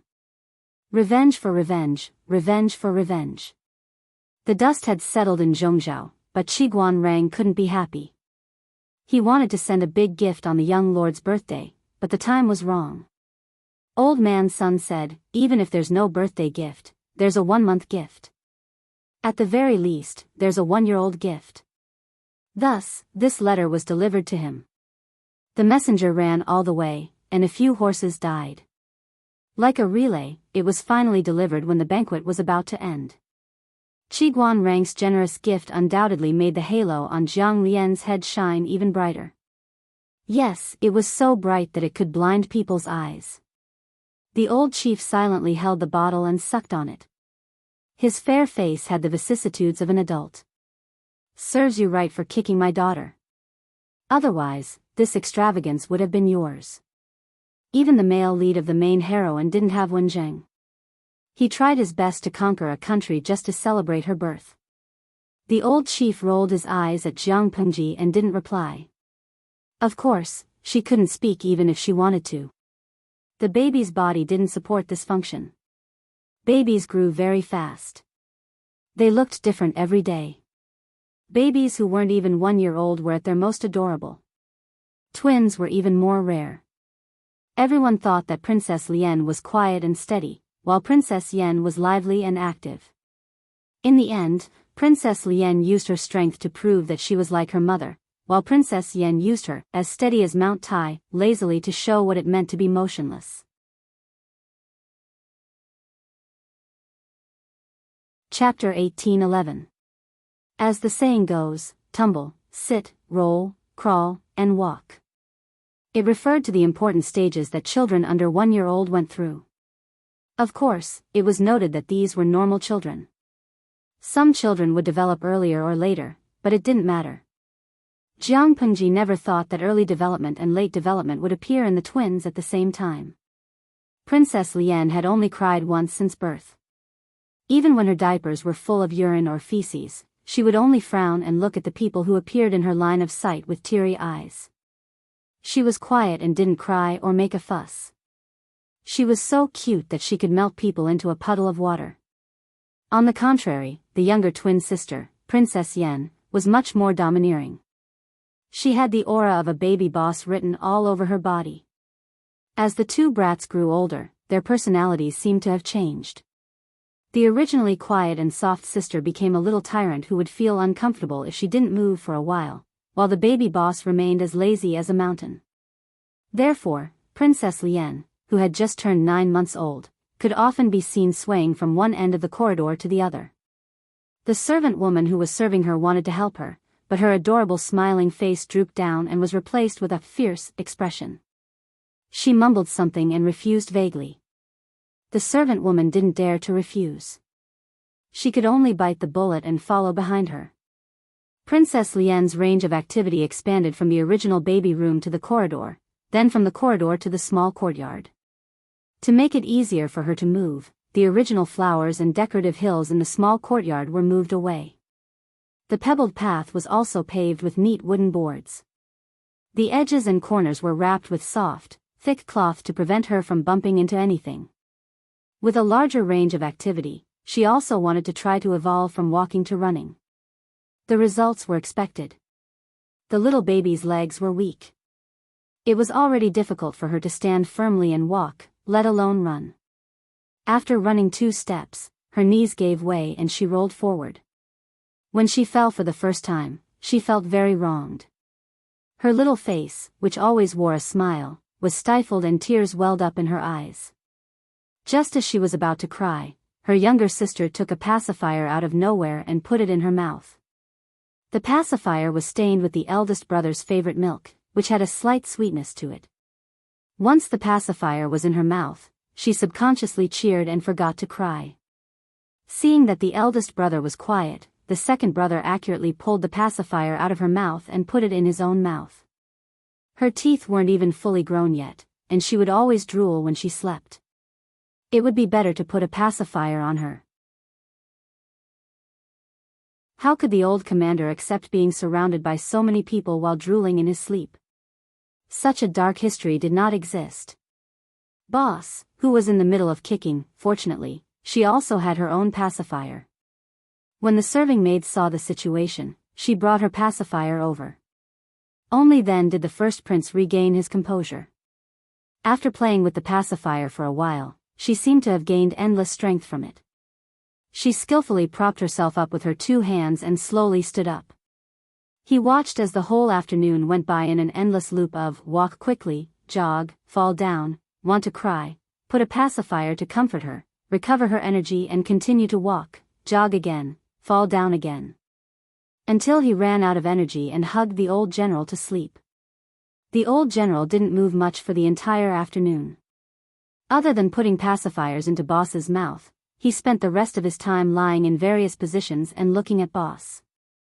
When the boss insisted on hugging her to sleep, the old general would suck on his pacifier without moving an inch. The only time he was willing to take the initiative to get up was, she tilted her glasses and gave the servant woman who was taking care of her a Biyao look. The servant woman had been taking care of her for a few months. She had long understood the meaning behind the little prince's various looks, raised eyebrows, and various small expressions. She carefully picked up the dirty first prince from the side of the little prince. The little prince stood up steadily and didn't need anyone's help to walk to the toilet cubicle. The toilet was also a small size. After using it, there would be someone to clean and spray deodorant, so there was no need to worry that the smell would stink her. Although she couldn't walk steadily, the old general's pride supported her to complete the arduous task of going to the toilet alone. She didn't want to be carried to the toilet like boss. As a self-respecting baby, she refused to have anything that violated her privacy, such as the evil open-crotch pants. Of course, she still needed someone else to help her with things like bathing. After solving her physical needs, the old general went back to his sleeping place and lay down to think about life. The twins beside him seemed to have sensed it. They closed their eyes and rolled on the ground. After a while, they hugged the old general with both hands and feet. Tisk, little brats from the Jianghu family. The old general accepted the baby's closeness. It was rare that he didn't push her away. She was similar to Jianghu in terms of liking babies. The more they couldn't get something, the more they wanted it. Jianghu had never caught a fish in her life. The old general was no different. He had killed so much that his murderous aura seeped into his soul. He didn't like small animals that were sensitive to smell the most. Her Highness Lian liked her and was close to her, so the old general was happy to treat her like a daughter. Of course, it would be great if the baby didn't bite her face or press half of her body on top of her in her dreams. The baby wasn't heavy, but the old general, who was also a baby, felt a little uncomfortable under the weight. Smiley face angle, about 10 months later, boss, who could run 2 steps steadily without falling, discovered a new hobby. She wanted to walk and run hand in hand with her sister. The old commander sternly rejected the proposal. However, an adult couldn't understand a baby's stubbornness. She wouldn't give up until she found a new hobby. The old general turned over lazily and didn't look at the baby's pitiful and expectant face. Seeing this, boss got up and walked to the other side to sit down. He raised his hand and patted the old general's shoulder. The old general rolled his eyes and continued to turn over. Just like that, they tossed and turned for 2 hours, until the boss was sleepy and yawning. Her stamina was exhausted smiley face angle, and she couldn't fight anymore. The old general only needed to turn over while lying down, but she had to repeat the action of getting up, walking, sitting, and getting up again. Naturally, she was more exhausted. Seeing that his persistent sister had finally given up, the old general secretly heaved a sigh of relief. She really didn't want to turn over and over like a pancake. Smiley face angle, boss covered her small mouth and yawned twice. Suddenly, her small ears trembled and she became energetic as if she had been injected with chicken blood. Scare. The boss pointed at the door and shouted. After a while, footsteps approached. Wei Ci, who was dressed in a lake blue scholar's robe, appeared against the sunlight. Boss got up and ran to Wei Ci. She was a few steps away when her knees gave way and she almost fell. Wei Ci reached out and caught her steadily, then bowed respectfully. Your subject, Wei Ci, greets your highness. Boss said. Scare. The female servant stepped forward and bowed to Wei Ci with a respectful expression. She carried the 2 princes to change into a set of clean clothes. Sir, why are you here so early today? While they were waiting, the female official serving the 2 princes greeted Wei Ci. There weren't many trivial matters. I came after I was done. My lord has entrusted the important task of teaching your highness to me. I dare not disappoint her. I can only do my best to repay her, Wei Ci said with a smile. How are the 2 of you doing today? Chapter 1812.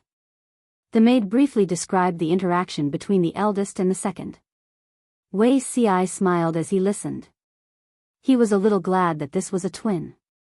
The children grew up together and accompanied each other. Even if their parents were busy and neglected them, they would not be too lonely or sad. From the time the children were 4 months old, there was a maid who read books beside them and showed them the commonly used words. When they were 10 months old, Wei Ci would come over to teach for 2 hours every afternoon as a teacher. Others thought that the children were too young to understand anything, but Wei Ci knew that they had a very good memory. Even if they did not understand, they could leave some impression in their minds. It would be much easier for them to learn in the future. Wei Ci sat on the seat in the west wing. The 2 cushions below were side by side for the 2 princes. The servant women carried the children over and placed them on the cushions. The old chief nodded. The eldest pointed at Wei Ci and smiled. Hey hey. Others did not know what hey hey meant. They thought that it was a nickname given to Wei Ci by the eldest. Only the old chief knew. Jianghu once called Wei Ci Zixiao. The eldest, who had just woken up, heard it. But she could not pronounce the word Zixiao. She settled for hey hey. Wei Ci formally bowed to the 2 of them and began the day's lecture. In an ordinary family, it would be good if the 2 10-month-old children could sit still without crying or making a fuss. The 2 princes' reactions were very magical. They sat quietly without crying or making a fuss. Their serious expressions made it seem as if they could really understand. Smiley face angle, except for the old chief, the other real baby could not possibly understand. She only inherited her mother's love for beauty and had a natural liking for Wei Ci. The beautiful person sat not far away and spoke softly. Even if she could not understand a word, she could be quiet for the whole afternoon. Soon, 2 hours passed. The old chief could still listen with his head nodding. The other one had already fallen into a sweet dream and was sleeping soundly. Wei Ci put down the beginner's book in his hand. He got up and carried the eldest in his arms. His posture was very standard. He did not disturb the eldest. Your Highness Yan, let me carry you back to your room to rest. Wei Ci smiled and asked for the child's opinion. The old chief was a movie king with max acting skills. Of course, he could not show that he understood. He just nodded his head sleepily. Wei Ci took it that she had agreed and carefully picked up the 2 babies. Although he was the child's teacher, he was still an outsider. Whatever he did, he had to be under the watchful eyes of the female officials and servants. He put down the child and got up to leave. Before he left, he told the maid what Her Highness needed to review. The female official noted them down one by one before Wei Ci left. After Wei Ci left, the young female official sighed with emotion. Sir Wei treats the 2 young princes very well. He was usually very busy with work, but he could still take 2 hours out of his busy schedule to teach his child, rain or shine. Even a biological father couldn't do this. The maidservant said, there are many people who treat Her Highness well. As a subject under the Lord, isn't this what he should do? Only Qiguan Rang, who had offered the country of Zhongzhou as a gift a year ago, would have applauded. To be able to go this far as a subject and a ruler, the word good could no longer be used to describe their relationship. The assistant realized that she had made a slip of the tongue and quickly thought of a remedy. The old general, who was still in a daze, could not help but pout. Wasn't he her biological father? By the time Jianghu returned, the 2 princes were almost asleep. Liang, Princess Lian opened her sleepy eyes and sniffed Jianghu. She took the initiative to reach out for a hug. Have you been good today? Look at how badly you slept. Your cheeks are covered in marks and saliva. Jianghu hugged her eldest daughter and coaxed her. At that moment, the old general got up and rubbed his eyes. The maidservant brought a basin of warm water to wash the 2 princes' faces and wash away their sleepiness. Are you hungry? I'll get someone to serve you your meals. This was directed at the second son. The first son understood but did not know how to express himself. It was much easier for the old general to communicate. Of course I'm hungry. The old general opened his half-awake eyes and yawned to wake up a little. The two children had a special table made according to their size and height. Because they did not know how to use chopsticks, they used a special wooden spoon. It was light and easy to hold. The twins' table was on the left and right side, and the food on the plates was the same. The old general held the spoon steadily. Even though his hand would sometimes shake and stain his nose, 99% of the food went into his stomach. The eldest son's performance was not as outstanding. Even so, she would try her best to use the spoon. If she could not eat, she would bury her face in the basin _ smiley face angle, _ the maidservant could only stare at her with heartache. She did not dare to help. Which child born to a wealthy family did not have dozens of servants serving them meticulously? Let's not talk about children over 10 months old eating by themselves. Even the teenage Lang Jun and his wife had to be fed by the maidservants. Not to mention the fact that they had to bury their faces in the basin if they could not eat their fill. Lord Jiang was too harsh on the children. Of course, these thoughts could only be buried in their hearts. They did not even dare to say a word in their dreams. Eating a meal was like fighting a war. Jiang Pengji took a handkerchief and wiped the food off the children's faces. When it was the second son's turn, he coldly refused. The real boss never let people wipe their mouths, just like how she never turned around to look at the explosion when she caused trouble. You are my daughter now. You don't have to be so cold. The old general was indifferent. The servants are used to judging people. You are not the eldest daughter. If you refuse to interact with me, what if the servants neglect you? The old general could not help but roll his eyes. If the servants forgot their duties and stepped on the young master because the eldest did not value them, wouldn't that reflect the incompetence of the eldest? Such nonsense could be used in novels to shirk responsibility from the parents of the weak, but it would not work if it was used to deceive her. Jiang Pengji had no choice but to use her trump card. I want to know, where did the spiritual body in the god-slaying saber go? The old general who was wiping his face elegantly paused. His chubby baby face stiffened. Jiang Pengji smiled and rubbed the old general's ears. The soft ears felt as good as her eldest daughter's. Good girl, what should you call me? The old general thought about it and threw away the handkerchief. He reached out to Jiang Pengji for kisses, hugs, and kisses. Jiang Pengji took the opportunity to carry her and whispered in her ear. Is that all you have? Using Z to threaten me is the same as me using Wei Ci to threaten you one day. You are both shameless. The conversation between the mother and daughter was very soft. Even if others saw it, they would only think that the mother and daughter were intimate. They did not know that their eyes were full of sparks. In a while, I will personally lead the army to attack the North Yuan. I will leave Lian in your care. Perform well. Jiang Pengji patted the baby's plump butt, which made him glare angrily. Why didn't you bring him along? Zixiao will not follow the army this time.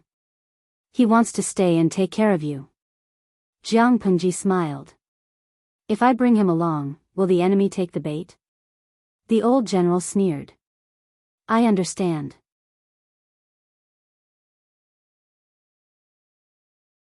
Chapter 1813.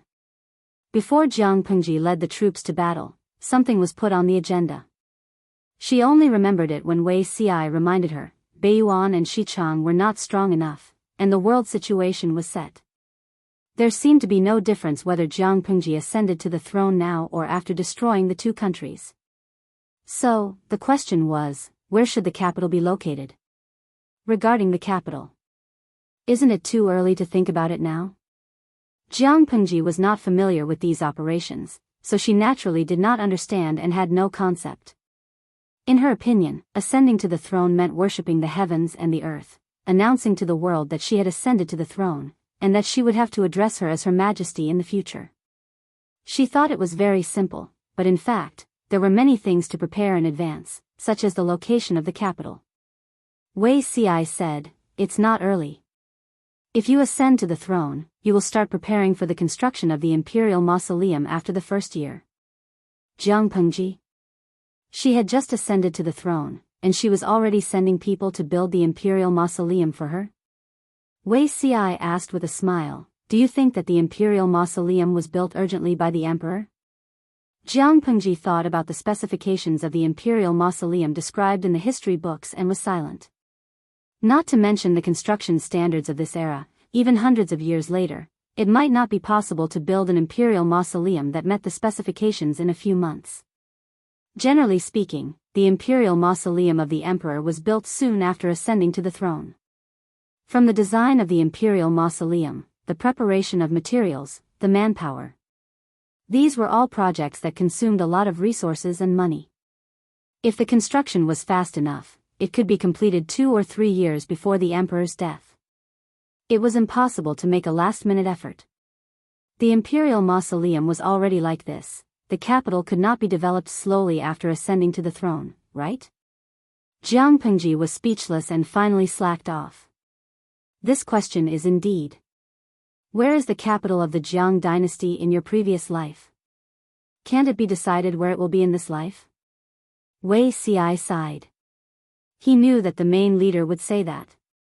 In my previous life, the capital was really a child's play. Even when the world was stable and the people's lives were stable, there were still ministers who suggested moving the capital. It could not be helped, the emperor was too capricious, and the location of the capital was chosen with his eyes closed. In the 10th year of the Jiang dynasty, because the officials in the upper reaches were corrupt, the capital in the middle and lower reaches was flooded for 3 days. Although the flood control was timely and not too many lives were lost, the fertile fields of the people in the suburbs near the capital were flooded, and a year's harvest was destroyed. His Majesty's imperial palace was also soaked in water for 2 days. During those days, the officials went to work in fear and trepidation, dripping water to go to court. If this matter were to spread, it would be shameful. The capital of a country was flooded for 3 days because of a corrupt official. Fortunately, His Majesty's throne was as stable as Mount Tai, and the various crises were handled appropriately, so it did not cause any unrest in the court. Her Highness Jiang Yan's performance in this disaster relief was excellent, and she had completely caught the eyes of the courtiers. In the end, His Majesty finally agreed to move the capital. At the same time, all the officials upstream were to be investigated and held accountable, leaving no one alive. The common people even joked that the blood of the corrupt officials and their family members had dyed the upper reaches red. From this, it could be seen how many people had died in that accident. Wei Xiai felt that it was a little troublesome to decide on the capital twice. It would be better to choose an imperial capital that everyone was satisfied with from the beginning and slowly build it into a place that was more prosperous than Wanzhou. With the experience of building Wanzhou, it wouldn't be that difficult to build an imperial capital. Even if they couldn't rush out before the Lord ascended to the throne, they could at least move to the new palace within 2 or 3 years after ascending to the throne, right? Jiang Pengji was speechless. Although it was to choose a location for the capital, Jiang Pengji was a reserved person. She couldn't say it out loud, so she used a euphemistic excuse. All of them were her old partners. What did their lord not know about peeing? However, the location of the capital was indeed very important. Not only would it affect the continuation of the entire dynasty, but it would also affect the local economy. The location couldn't be randomly decided either. It had to ensure that the capital was easy to defend and difficult to attack, and it also had to ensure that the transportation here was developed to facilitate the development of the economy. At the same time, they had to take into account the control of the imperial capital's troops in various parts of the border. In short, at this time, they needed a charlatan who knew how to survey the dragon's veins. This person proposed to build the capital on the former site of the imperial capital of Zhongzhou. This was the ancient capital of the 6 dynasties, and all the conditions were in line with everyone's expectations. But there were also people who expressed strong objections. What did the ancient capital of the 6 dynasties mean? It meant that 6 of the countries that had built their capitals here had perished. Why? Did they want to gather together and give someone a gift? Gather all 7 dragon balls and summon the dragon god? It was inauspicious, too inauspicious. So, that person recommended the land near his ancestral home smiley face angle, not to mention anything else. If the location was successfully decided, the price of land and housing would skyrocket. Jiang Pengji sat at the head of the table and listened to their debate. She deeply suspected that these people had bought a lot of houses in those places. Of course, this was just Jiang Pengji's teasing. Apart from Wanzhou, there were no other places where housing prices could really skyrocket. The construction of the capital of a country wasn't a day's work. Although Wanzhou was very prosperous now, no less than any capital in history, it had taken countless people more than 10 years of hard work to build it to its current state. If they chose a barren place to build the capital, it would consume a lot of money and manpower. Jiang Pengji couldn't afford it. In terms of national defense and finance, there weren't many places that Jiang Pengji could choose from. It was best to choose an ancient capital with natural defenses, a construction foundation, and a place where there were tens of thousands of troops stationed nearby. After several rounds of intense discussion and voting, they finally decided on Ping and Fengdu in Sun Prefecture, which was slightly north of Zhongzhou. Most of Zhongzhou's 10 prefectures and 33 counties were rich and fertile. The prefectures and prefectures of the various prefectures and prefectures were also once overflowing with wealth.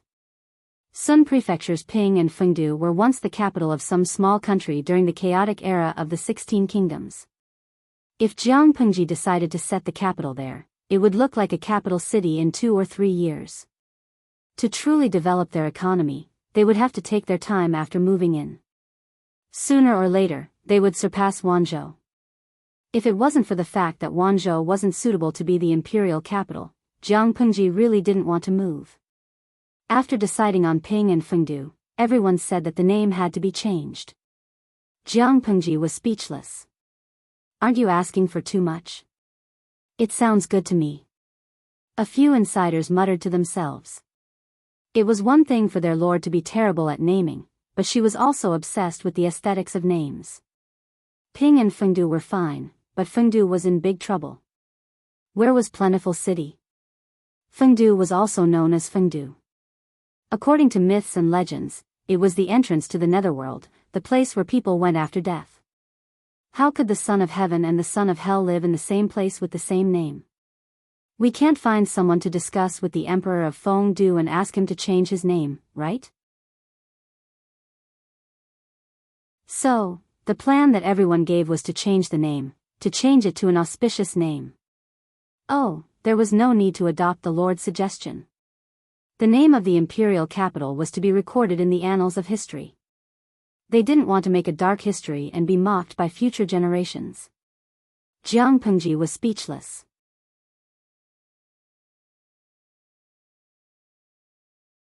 Chapter 1814.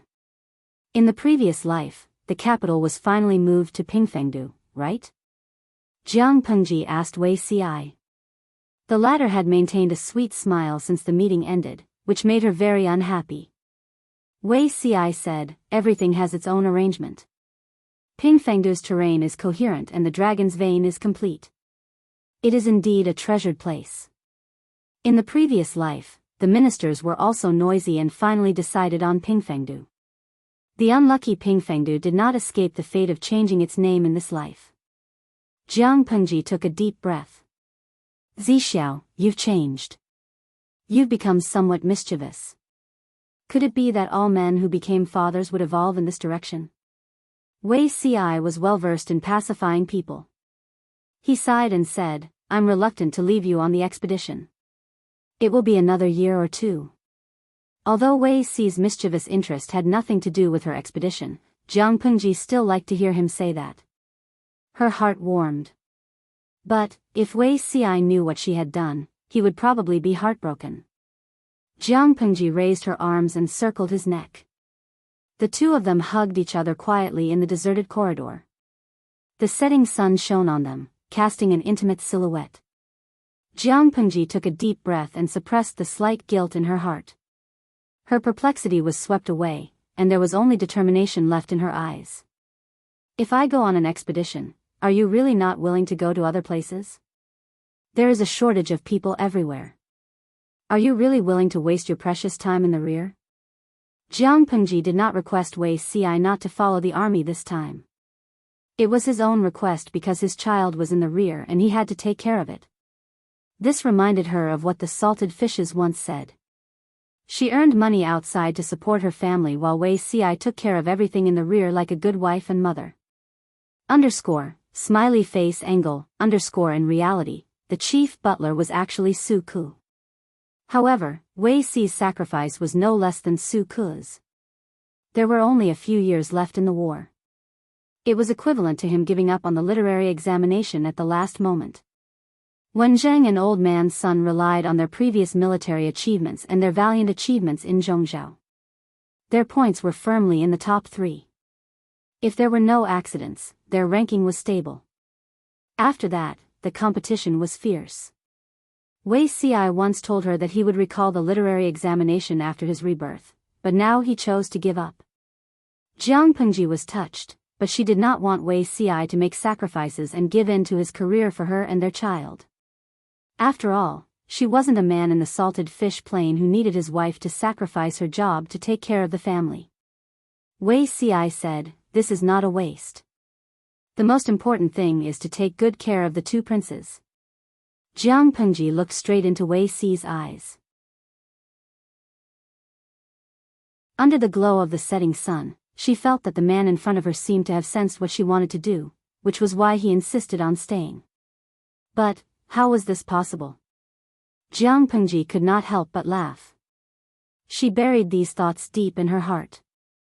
When she was analyzing sincerity with Wei Ci in the past, she did reveal the existence of the main body of the system, but she only mentioned it briefly. According to Wei Ci's understanding, the system itself was a powerful existence, but it had yet to surpass the limits of humans.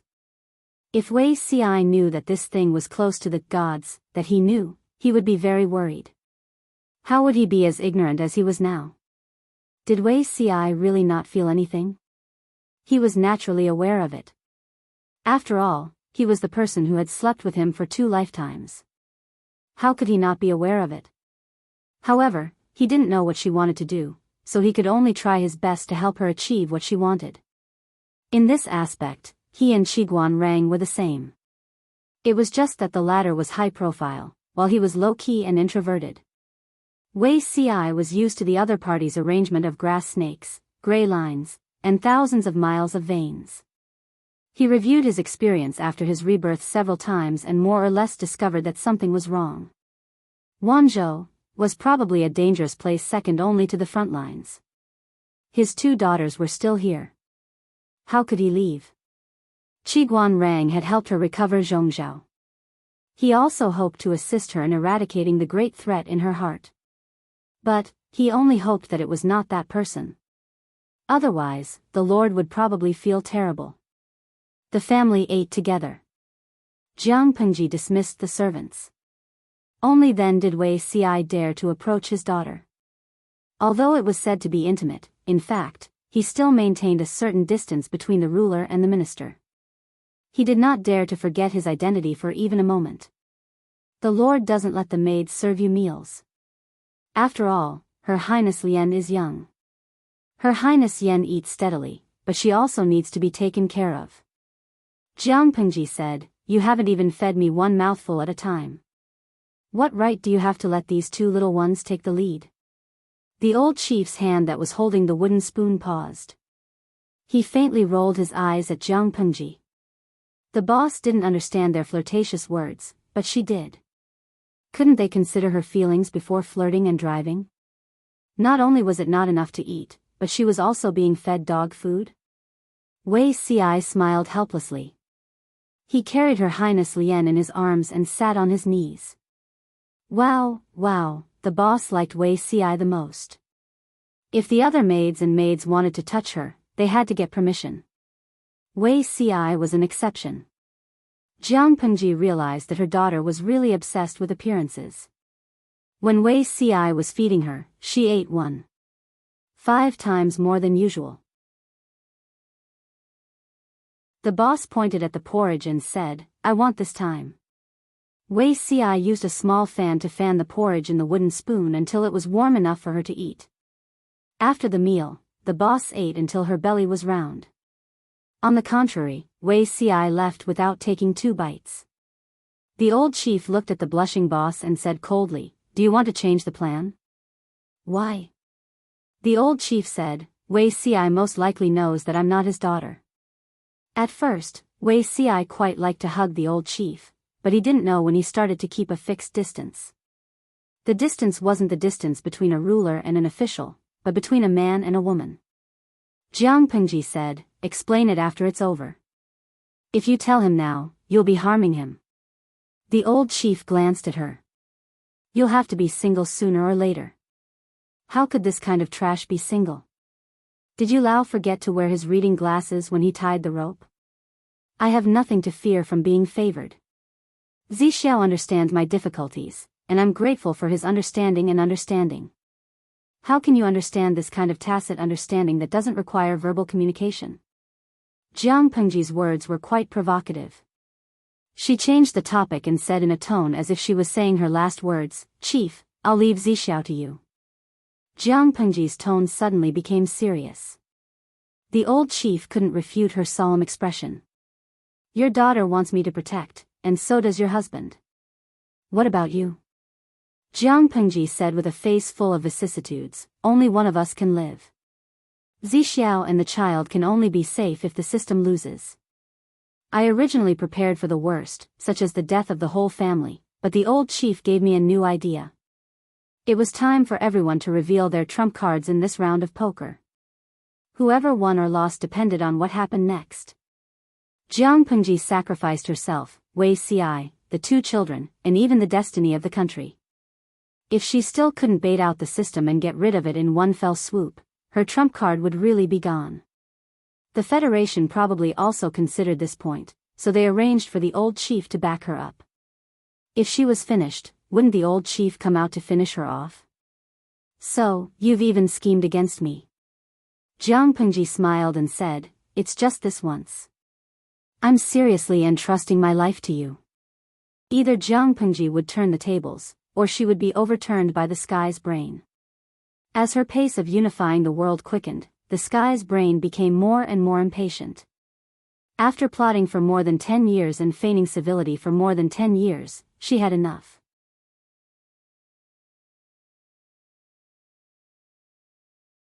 Chapter 1815.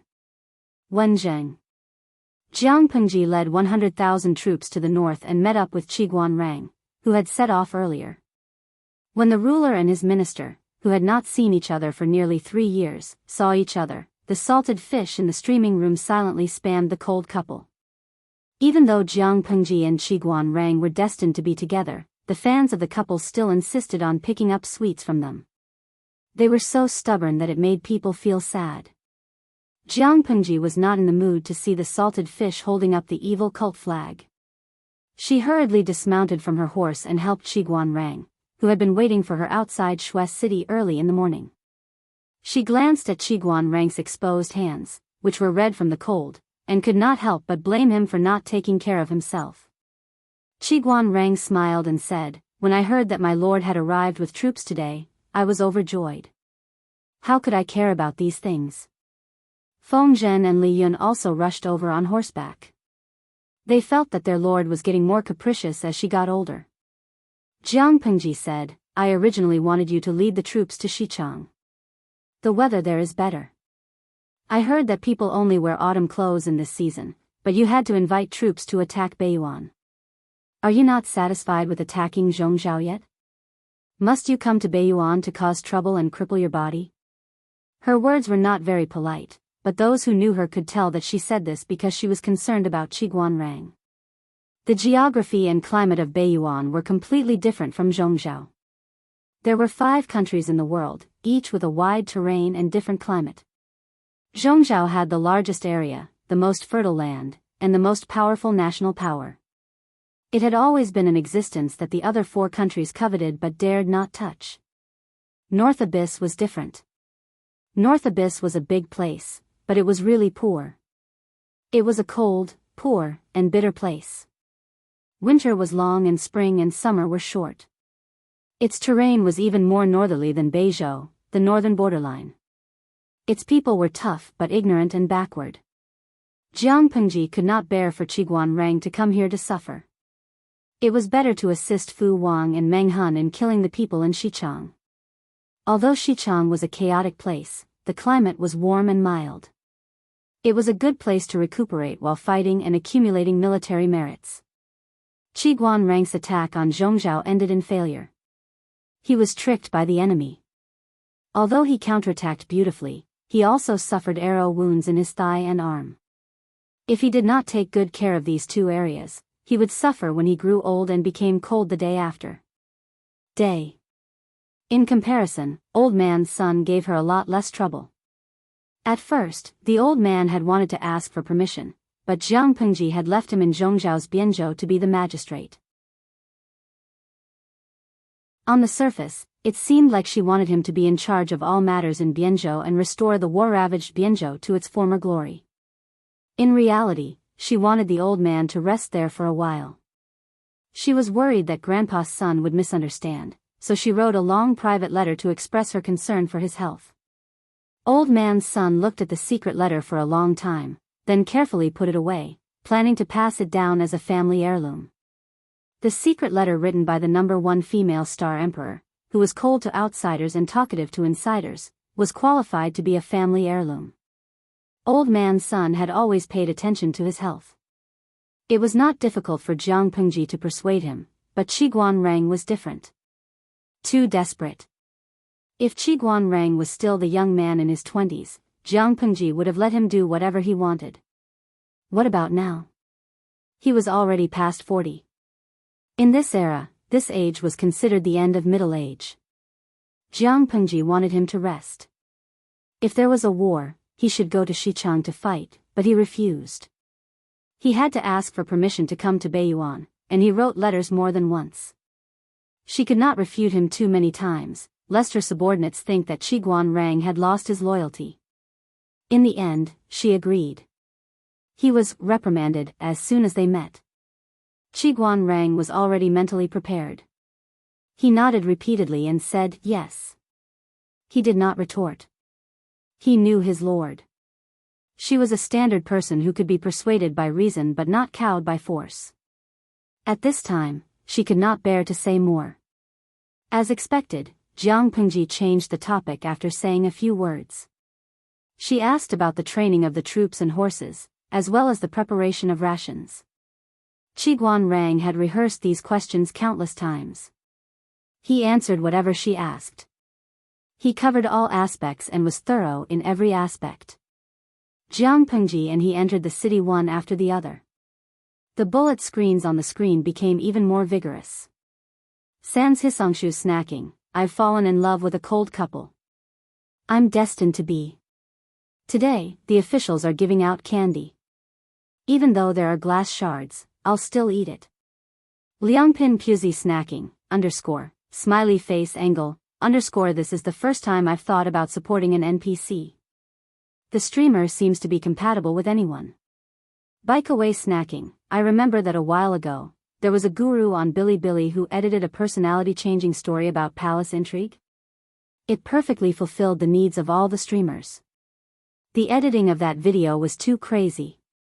All the concubines were scheming against each other, the immortals were fighting, all kinds of blackening, all kinds of reversals, and all kinds of designs made me want to kneel on my knees. Fortunately, the Emperor is our streamer. Otherwise, who would be able to tame these little demons? Tudu Feitio, I watched that video. Big Boss Wenjing fought all the way until he was stabbed to death by the blackened Zixiao. *CK the plot. I'm too handsome, #kneel and cry. That video was really awesome. My heart trembles when I see Zixiao's smile now. Beauty CI is so gentle, elegant, a gentleman, open and aboveboard, and broad-minded. How could he be so blackened? It's a nightmare. Gui Kai Guofengxiao, isn't the real nightmare when the blackened Zixiao is finally poisoned to death by the Emperor? All the love is King drama. My heart hurts when I watch it. Now I have psychological trauma when I watch the live stream. Why don't we use Jianchun, who edited the video, to suppress the emperor and sacrifice him to heaven. You can even think of such a crazy idea of having everyone be killed. Newspaper office. Jiang Pengji and Qiguan Rang had just understood the situation in Beiyuan. When she raised her head and glanced at the bullet screen, she could not keep up with everyone's topic again. After all, she was a veteran streamer who had been streaming conscientiously for more than 10 years. Why did they blacken her like this? My lord, are you unhappy? Jiang Pengji gulped down a glass of warm wine and warmed herself with the strong alcohol. Beiyuan killed itself and almost gave me the country for free. Why should I be unhappy? Although she said so, there was no trace of joy on her face. Qiguan Rang knew that his lord was unhappy in her heart. To be honest, Beiyuan was too poor. Qiguan Rang could not think of how much fat could be squeezed out of this country. Sending 250,000 troops to attack was already giving them face. Have the winter clothes for the soldiers been distributed? Although it was said so, the 5 countries in the world were born as one. No matter how poor Beiyuan was, it could not be separated. It had to be recovered. All of them have been distributed. That's good. Have a good winter. Let the soldiers practice more and familiarize themselves with this terrible weather. If it were not for the fact that this war had to be fought, Jiang Pengji really could not bear to let her soldiers come here to suffer in the cold. After Jiang Pengji arrived, she was busy for 2 days. On the 3rd day, everything was on track. At this time, the scouts found hundreds of suspicious people. They arrested all of them and waited for Jiang Pengji to deal with them. After investigating, Fengzhen reported, the people who fled from Beiyuan said that they could not survive. They hope that my lord can take them in. Jiang Pengji smiled and said, fled? There are people seeking refuge with me when the war is about to start. Is the royal family of Beiyuan so unpopular? Fengzhen evaluated indifferently, the royal family of Beiyuan is just a group of puppets who are manipulated and have no control over themselves. How can they unite the people?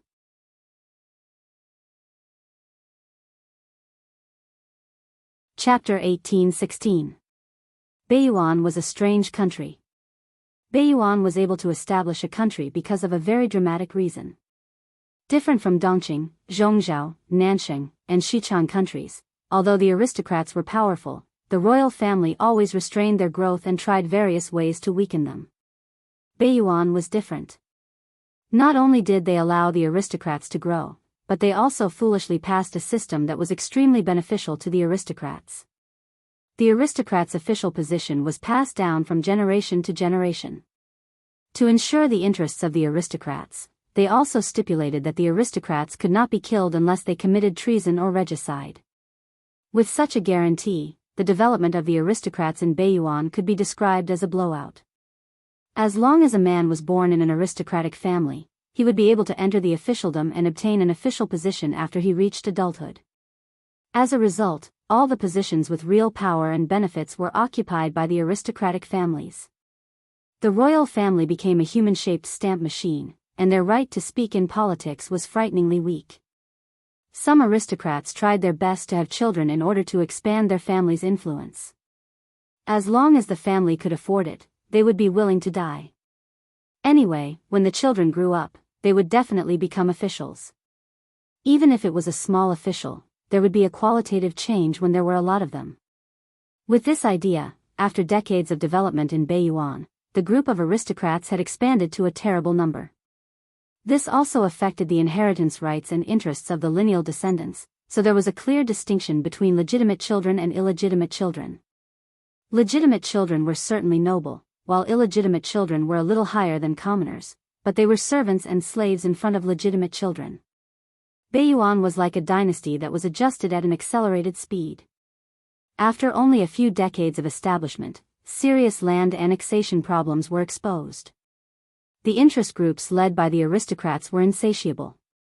They ate too much and the country could not collect taxes, causing the national treasury to be empty and the country to be poor. There was a widely spread saying in Beiyuan, the emperor was just a broken doll that the aristocrats could play with at will. Indeed, the aristocrats led by the Yi family in Beiyuan took turns to govern and stage coups. Biyao had never been peaceful. It was said that there were as many as 20 coups in a year, and the shortest regime lasted only half a day. It was equivalent to XX force just getting rid of the enemy force, and before they could be proud of it for a few hours, the latecomers secretly stole their heads. The people of Biyao were also miserable. In 5 years, the currency was changed 6 times and the measurement units were changed 4 times. The worst part was that the XX faction had just issued some sort of order, and the people below were busy implementing it. After 4 or 5 months, there was still no effect, and the XX faction had taken over again. The AA faction overturned all of their predecessors' arrangements and brought out their own original works. The people of the North Abyss, in his heart, he wanted to curse at these idiots 10,000 times. With great difficulty, the largest aristocratic family of Biyao, the E family, stood out from the various factional struggles and pushed the royal family to wear their own dragon robes. The people finally heaved a sigh of relief. Just when they hoped that the new emperor would be smarter and not cause trouble again, these people broke the bottom line again. The first thing Wuxia did after ascending to the throne was to confer the title of king to every direct descendant of the E family. This was a hereditary title, and their salaries were of the highest class. For a moment, he was proud of himself. Smiley face angle, the higher-ups had also said that in order to fight for more authority in the court, the landowning households had fought hard to survive. Even though they had beaten the bastard children into low-class people, the number of direct descendants was still very large. According to a later world record, the patriarch of XX aristocratic family in the North Abyss had a total of 369 wives in his lifetime. All year round, he slept with 1 wife a day, and the other 4 had to wait. The number of children was even more horrifying. 412 sons and 398 daughters. Smiley face angle, in order to increase the number of so-called legitimate children, they could have 9 wives at the same time and unlimited concubines. Although the E family was not so horrifying, there were still more than 100 direct descendants of the E family. In other words, in a place with a small population like the North Abyss, there were more than 100 hereditary titles of king all at once. How could the national treasury afford the highest salary for every king? After receiving half a year's salary, they were so poor that they only had their underwear. In order to appease them, the new royal family of the North Abyss could only think of ways to squeeze more money from the people. What? Reduce the king's salary and remove their titles? No way, they were all from the E family and held great power. If they were angered, they would lose their heads in the middle of the night. Smiley face angle, anyway, the people were just ants. Why would ants need people to have such a big appetite? Cut. The money in the people's pockets was like a sponge that could still be squeezed. The North Abyss was located in the north. It was only warm for a few months a year, and the rest of the year was very cold. The environment was harsh, and it was not easy for crops to survive. The land produced little food. In order to stabilize the national situation, the agricultural tax could not be high. Even if the government only collected 20%, the people had to scrimp for a whole year to feed their families. However, in order to appease the kings, the E family repeatedly raised taxes on the people and added complicated tax items to increase the national treasury's income. When the tax was at its heaviest, the government collected 90% of the agricultural tax, and the remaining 10% of the grain tax had to be exploited. Within the North Abyss, countless people froze and starved to death. During the years when Jianghu was at war, the North Abyss had coveted the fat meat of Dongqing. They had also heard of how rich and prosperous Wanzhou was and dreamed of taking it for themselves. But the North Abyss was so chaotic. Where did they get the financial resources, equipment, and military supplies? The soldiers of the day were just poor people who had sneaked in to get some hot porridge. The real elites were the private soldiers of the gentry, the minions of the evil spirits in the eyes of the people, and the North Abyss still wanted to squeeze out troops to expand and invade her rear? Jianghu only gave them 2 words, haha. Before the E family came to power, the barren North Abyss could still gather more than 100,000 decent troops, which gave Jianghu a certain amount of pressure. This was also why she asked Qiguan Rang to hold back his troops to prevent the North Abyss from jumping out and stirring things up. Now that the Yi family had been in power for almost 2 years, the entire North Abyss was like a broken doll. Jiang Pengji really thought highly of the North Abyss by bringing 250,000 troops. TSK, outsiders thought that Jiang Pengji was using a sledgehammer to kill a chicken. Only Qiguan Rang knew that she brought so many troops to kill all the gentry in the North Abyss. Among the 5 countries in the world, the number of gentry in the other 4 countries added up was less than the number of gentry in the North Abyss. The gentry in the North Abyss were especially superstitious about bloodlines. The deformed N kinds of privilege theory of the gentry was deeply rooted in their bones. A group of malignant tumors. If she really absorbed it, she was afraid that she would get cancer. When Fengzhen told her that they had captured more than 100 refugees from the North Abyss, she was deep in thought. Qiguan Rang said, "Actually, there were refugees who flocked to Shui City before, but I made the decision to expel them." Jiang Pengji smiled and said, "What if they couldn't?" Qiguan Rang said, "Give them dry rations and send soldiers to send them away. If they are still stubborn, kill them as an example to others. If not, kill them all." Although the refugees from the North Abyss were pitiful, they couldn't allow them to enter their territory and threaten the lives of the people there. When Qiguan Rang arrived at the border, he heard that many refugees from the North Abyss had robbed the local people of their money and rations, killed people, and raped them. These people couldn't be allowed to live. As for those who hadn't escaped in time, he was much gentler. He mainly drove them away and killed them when they couldn't escape. If it were anyone else, they would probably be scolded to death, but Qiguan Rang never cared about such things for the sake of the overall situation. He wouldn't be soft-hearted to the people of the enemy country and put his own people in danger. Similarly, he didn't have to be soft-hearted to this group of people who had crossed the border. However, Fengzhen said, "It's just. My lord, one of them claims to be your old friend." Jiang Pengji asked, "What's his name?" Fengzhen answered, "Ma Xiu." An image of a somewhat quiet but clear-eyed youth immediately appeared in Jiang Pengji's mind. The acquaintance from the Langyi Academy was indeed an old friend. I remember Xiaoyin saying that the fertile fields of Ma Xiu's family were occupied and plundered by bandits. In order to avoid disaster, he had no choice but to move his family north. There had been no news of him for many years. It never occurred to her that he had gone to the North Abyss to avoid disaster.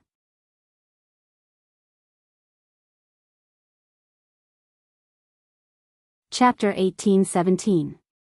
Avoid disaster? Go north with his family? Going to Biyao to avoid disaster, that's also. Why didn't he look for you back then? No matter what, he could at least protect you. When Fengzhen said this, it was obvious that a well-fed man did not know the hunger of a starving man. Jiang Pengji said helplessly, "Nanxing was in chaos. After the Nanman disaster, the flames of war spread throughout Nanxing. Jiqing obviously couldn't go to Nanxing. To go to Zhongzhou, he would have to pass through the territories of several feudal lords and there would be countless bandits along the way. Whether he could reach Zhongzhou alive is still a problem. After thinking about it, Biyao is the only way out. Even if life is hard, he won't die under the knives and swords of the bandits." Ma Xiu's family was well off. They had a lot of fertile land and could be considered a wealthy landlord. Even if he didn't have any prospects for the rest of his life, he could still live comfortably. He belonged to a poor family and was considered well off. However, what was the use of having fertile land? When the world was in chaos, how many people would fish in troubled waters to burn, kill, and loot? Small wealthy families like Ma Xiu, who had some property but could not protect themselves, were the favorite fat sheep of the bandits. The profits were high and the risks were low. They could live comfortably for a while with just one job. Ma Xiu had no choice but to pack his luggage and flee north. It was expected. Fengzhen heard the displeasure in Jiang Pengji's voice and chose to shut up with a strong desire to live. Qiguan Rang discreetly glanced at Fengzhen. How old was this wastrel already? Even now, he still had a big mouth. No matter how well Ma Xiao was doing or why he chose to go north to avoid disaster instead of relying on the Lord. He was still the Lord's classmate and close friend when they were young. Not to mention how to respect and take care of him, he couldn't kick him when he was down or ridicule him. Of course, Qiguan Rang also believed that his lord wouldn't care about Fengzhen's slip of the tongue because of Ma Xiao. However, it was better to avoid such incidents. The harmony between the ruler and the minister was the result of both parties working together. Feng Lungzi should learn from this. Jiang Pengji said, "Why didn't he look for me? Maybe he didn't want trouble. His personality has always been like this." Ma Xiao, courtesy named Jiqing. He studied at Langyi Academy when he was young. He was one of Jiang Pengji's best classmates. Compared to the others, Ma Xiao did not have a high presence among the 5 of them. Most of the time, he was just passively joining in on the fun. His personality was rather taciturn. As long as he felt that he could solve the problem by himself, he would definitely not trouble people he was familiar with. Calculating the time, when Ma Xiao went north to seek refuge, Jiang Pengji had just taken over Xiangyang district. It was the most difficult period in the beginning. Internally, they were poor. Their simple and crude team was like a grassroots team. Externally, they had countless battles to fight, fighting this and that. In the early years, if she wasn't the one fighting others, others would take the initiative to pick a fight with her. She was still the one being looked down upon. Under such circumstances, with Ma Xiao's neutral character, he naturally avoided it. He did not want to cause trouble for Jiang Pengji, nor did he want to take any risks. From today's perspective, it was Ma Xiao's loss that he didn't choose to help Jiang Pengji. Otherwise, he would definitely be one of the important ministers. But who could say that Ma Xiao's choice was wrong based on the situation at that time? No one can. It wasn't just Ma Xiao. Most people would have made the same choice if they were in that situation. The only thing they didn't understand was, Jiang Pengji had pacified Dongqing for so many years. Hadn't Ma Xiao heard the news? The situation in Beiyuan was not chaotic. There were no wars everywhere, but the number of people who starved or froze to death was no less than in the chaos of war. It wasn't until Jiang Pengji led her troops to Shui City and pointed her sword at Beiyuan that Ma Xiao fled.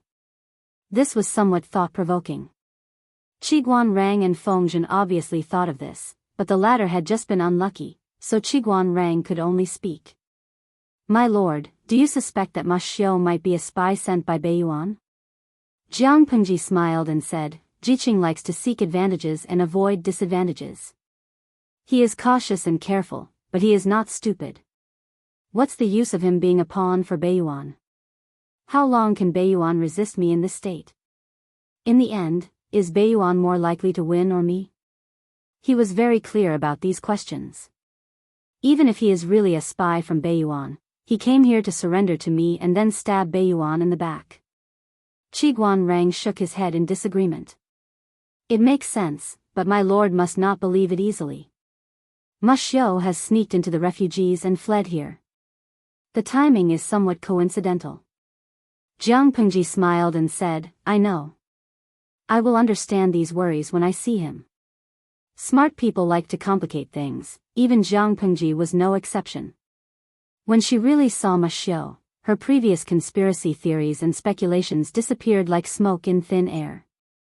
She could only sigh. "Jiqing?"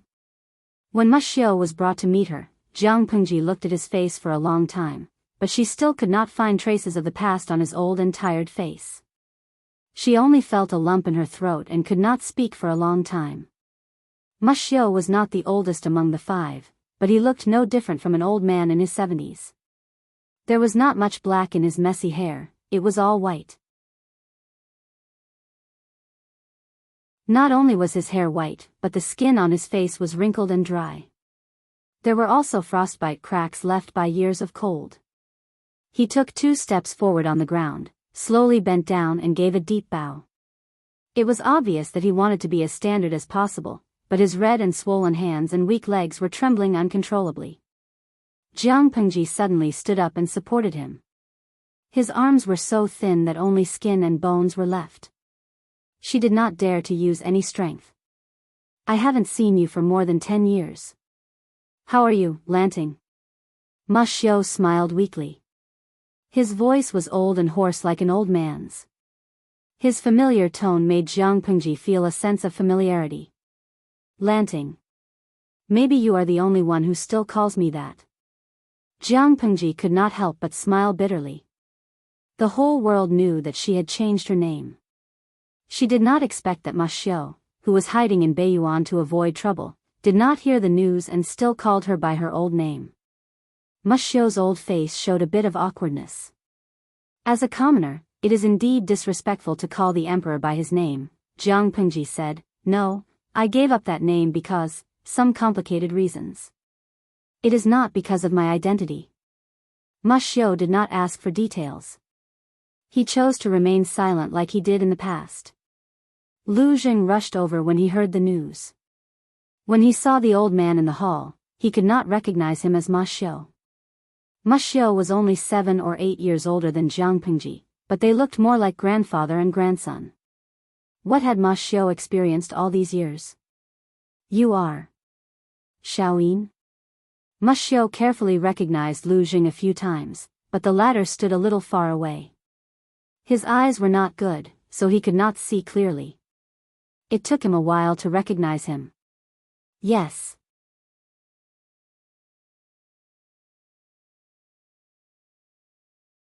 Chapter 18:18. Ma Xiu was not only a refugee but also a fugitive slave. When they heard him narrate the story in a calm tone, Jiang Pengji and Lu Jing both felt a surge of suppressed anger. Back then, Ma Xiu did flee to the relatively stable North Abyss to avoid trouble. But he didn't expect that compared to the bloody chaos, the Beiyuan was more painful to kill people. When Ma Xiu and his family fled, they brought money with them. He also knew that one should not show one's wealth, so he was careful all the way and did not attract covetous eyes. After arriving at the Beiyuan, trouble came one after another. Ma Xiu was a commoner, and the status of commoners in the Beiyuan was much lower than what was rumored. At that time, there were many commoners in Dongqing who fled to the Beiyuan to avoid trouble like Ma Xiu. The Beiyuan government treated them like animals. Corvée labor was the heaviest, and taxes were the most numerous. People were almost exploited to death. When Ma Xiu realized the situation in the Beiyuan and wanted to leave, there was a coup in the court of the Beiyuan. The faction that came to power through the coup was harsher to the commoners and fugitives. If they could not collect taxes, they were directly banished to lowly status and sold.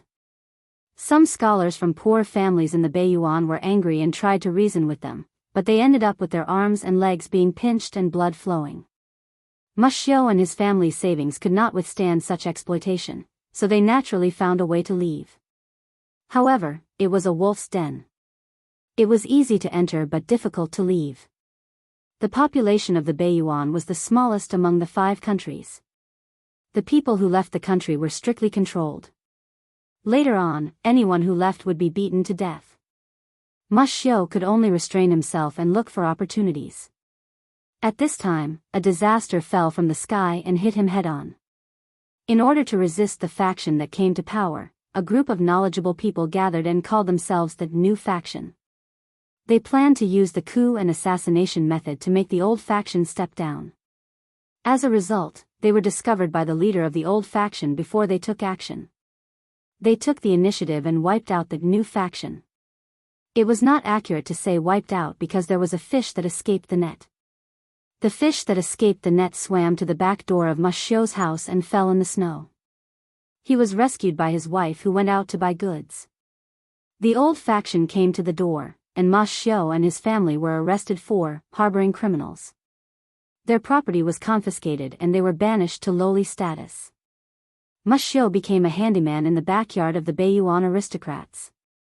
His wife and daughter were taken away and sold to brothels. His son was sold cheaply. The wife blamed herself and committed suicide by ramming herself against a pillar. Her daughter left behind a child of an unknown benefactor, who died of an illness in a dark alley. His youngest son, on the other hand, was beheaded by the bloodthirsty E-clan private soldiers during the E-clan's forced abdication. Ma Xiu was sold again and again with his young granddaughter. In the end, he became a veteran guard of a small town near the border. Hearing that the enemy was going to attack, Ma Xiu packed his luggage and followed the refugees to Snow City on foot. Before coming here, Ma Xiu was actually prepared to die. On the way, he had heard about Qiguan Rang's ruthless killing of the refugees. He knew that his decision was the right one. He also knew that he would die if he tried to force his way in. But, considering that he was once a citizen of Dongqing, he did not wish for his remains to be returned to his homeland. He only hoped that his granddaughter could be pitted. She could be adopted by someone or bought. If that was not possible, she could accompany him to be buried under the walls of Snow City, which was the closest city to Dongqing. Refugees like them had to walk on their feet. Ma Xiu was still all right. At the very least, he had a pair of old shoes that he had taken off someone's body. There were also many people who were barefoot. Before they reached Snow City, they were discovered by the patrolling cavalry scouts and all of them were captured. They thought they were going to die, but they did not expect the soldiers to let them take their rations. They told them to go back to where they came from and not to think about sneaking into Dongqing. Ma Xiu heard the refugees around him hugging their heads and crying. He also learned the identity of the enemy's leader from some of the refugees. In a trance, he felt as if he had encountered a glimmer of hope when he was at the end of his rope. Grandpa? His granddaughter was very skinny. Her head was big and her body was small. Every time he saw her like that, he was worried that she would break her neck. Ma Xiu said, "Don't worry. Grandpa has an idea." Although he said that, he was not confident at all. Even so, he was still determined to meet Jiang Pengji and told her his name. No one thought that Ma Xiu, the old man, had anything to do with the master of the world. Even Ma Xiu himself felt enlightened. When he was young, he really knew such a person. Or, those memories of his youth were just a daydream of this old man? When he waited anxiously and was summoned to see Jiang Pengji, it was as if time had turned back. He not only saw the dignified female vassal in front of him, but also the young man in red who was laughing and cursing in Langye County. They were two completely different scenes, but at that moment, they overlapped in front of his eyes. They fit together perfectly, regardless of the person or the scene. Time flies. Time treats me like snow and knives, but you are still a young man in fresh clothes. When he told these things, Ma Xiu's turbid eyes did not have a trace of emotion.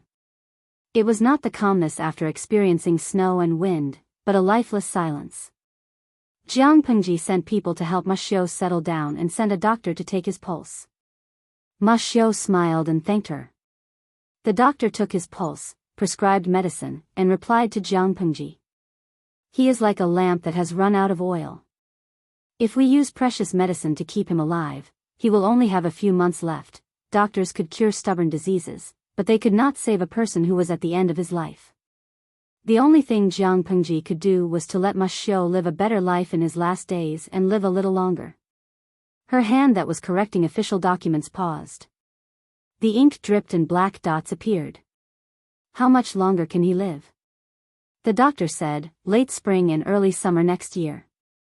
Jiang Pengji waved her hand. You may leave. I understand. Today's streaming room was very quiet. The naughty salted fish did not say anything flirtatious. Qiguan Rang asked her, "What is my lord thinking about?" She slowly whispered, "Late spring and early summer next year, will the world be united?" In another place, Ma Xiu and Lu Zheng were looking at each other silently.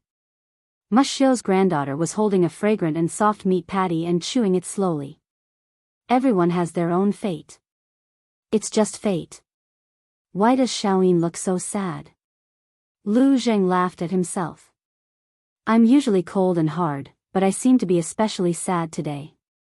Ma Xiu smiled. Today is a rare day of celebration for me in the past 10 years.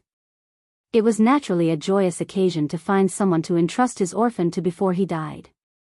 Lu Zheng wanted to say something to comfort him, but he could not say anything when it came to his mouth.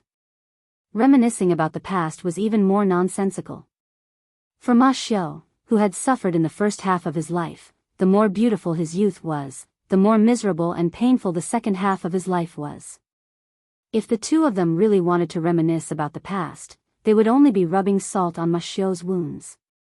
If anything happens to you, I will definitely treat this child as my own. Ma Xiu was not pretentious. He waved at the child. The child hesitantly put down the meat patty and sat down beside Ma Xiu's bed. Ma Xiu made a rare joke. In the future, he will be your fake father. Lu Zheng's face darkened. He corrected, it's grandfather. He adopted Ma Xiu's granddaughter as his adopted daughter. He was one generation lower than Ma Xiu for no reason.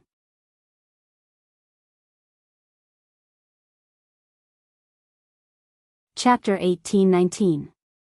Ma Xiu couldn't help but say as he looked at his timid granddaughter who was taken away by the servants to rest. She's a poor child. Lu Zheng said, bitterness comes after sweetness. Ma Xiu froze for a moment and laughed. You're thinking the same thing as me. Do you know what nickname I gave her? Lu Zheng didn't know. Ma Xiu replied, Oil Orange. Oil Orange? Ma Xiu nodded. Yes, oil orange. Eating it for a long time will make the body light and prolong life. It's bitter before sweet. It suits her. Oil orange blossoms in spring and produces fruit in summer. Every mid-autumn, late summer, and early autumn, oil orange fruits fill the branches and leaves. It's also resistant to drought and barrenness. It's very adaptable and can be found in some mountains in the south. The fruit tastes slightly bitter before sweet. Lu Zheng understood Ma Xiu's meaning. After a few moments of silence, he asked, what's her name? I haven't given it yet. In a place like Beiyuan, a child like her doesn't need a name. It's good enough to have a humble name.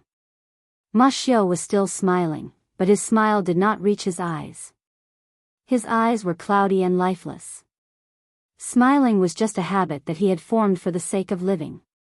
Seeing Lu Zheng's heavy heart, Ma Xiu thought for a while and said, I'll think of another one later. Oil Orange was just a nickname he had given her, but she couldn't bear such a nickname in the future. Lu Zheng said, yes, I'll give you one. If you don't, I'll decide when I adopt her in the future. Ma Xiu smiled faintly and said nothing. Lu Zheng was also a top student in Langyi Academy. It was the child's fortune to have a name with his talent. The two of them were silent for a long time. Just as Lu Zheng was about to suspect that Ma Xiu had fallen asleep, the latter suddenly talked about the past. I've been dreaming about my youth these days. Besides you and Lanting, how's Biyao and Ben? Ma Xiu hadn't mentioned these names for many years. Talking about them after so many years, he found them so familiar. Biyao referred to Fang Ji and Ben referred to Jianghu. Biyao used to be in Nanxing. Later, he couldn't live in seclusion anymore, so he went north to Wanzhou to find Master Yuanjing. He found a teaching job at the Golden Scale Academy. Now, his days are pretty leisurely.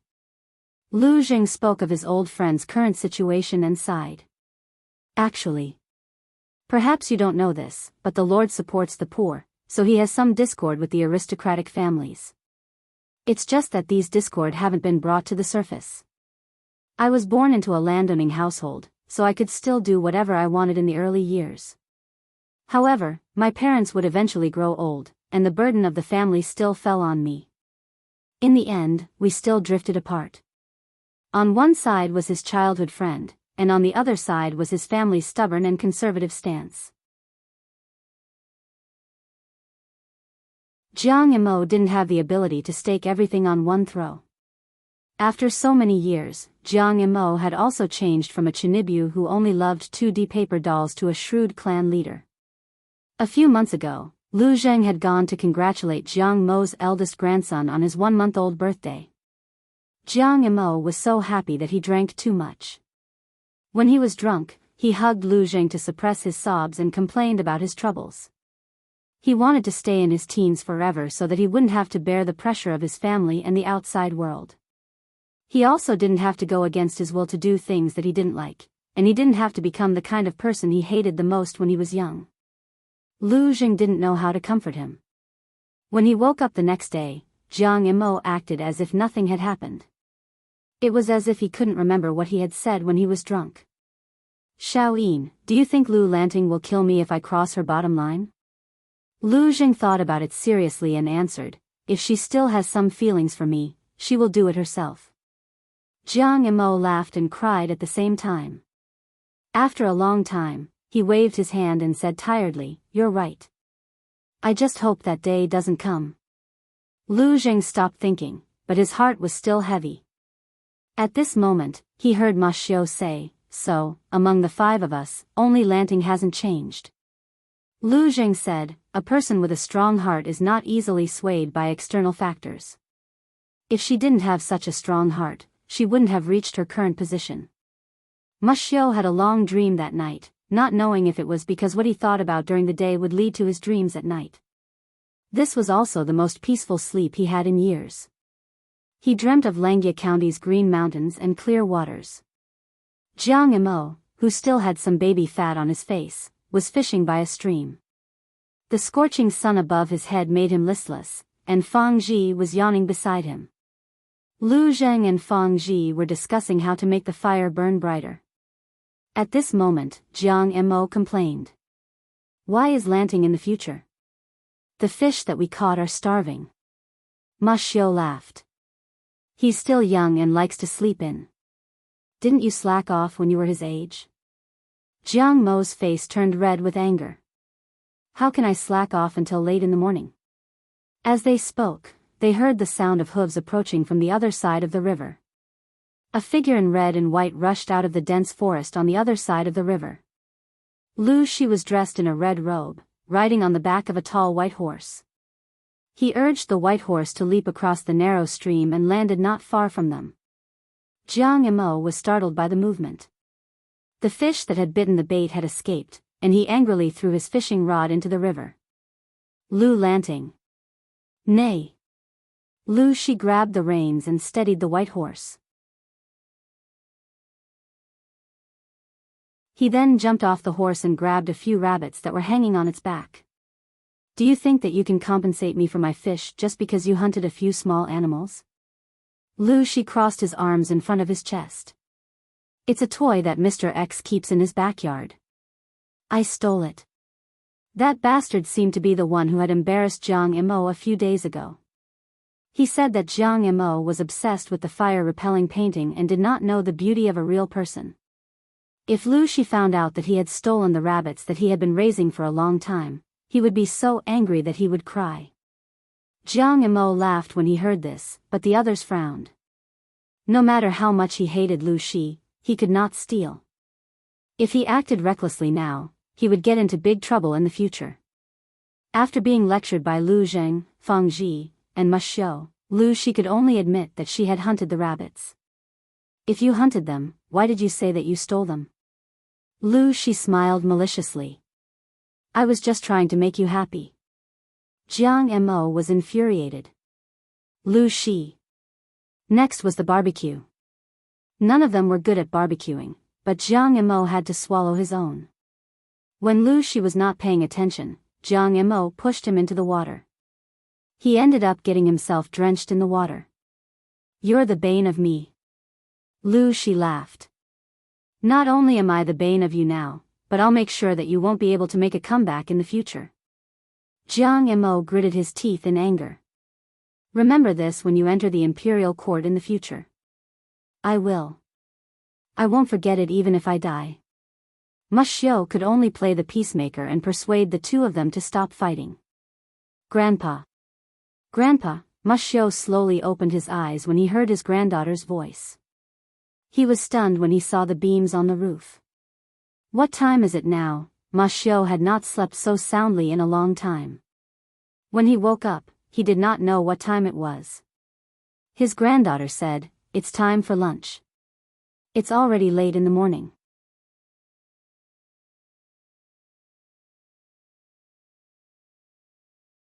Chapter 18-20. The weather in Beiyuan is too cold. It's only the end of autumn and the beginning of winter. The capital city of Biyao has been covered in snow for 2 months. The snow in Shui city has reached its ankles. Although our soldiers are not afraid of the cold and heat, the weather is bad and it's not suitable to fight. I think, since the aristocrats of Biyao have created such good psychological conditions for us, why not use this as a breakthrough? Now Biyao is a damn in danger. We only need to find their weakest point and give them a fatal blow. Even if we don't do anything, they will collapse on their own.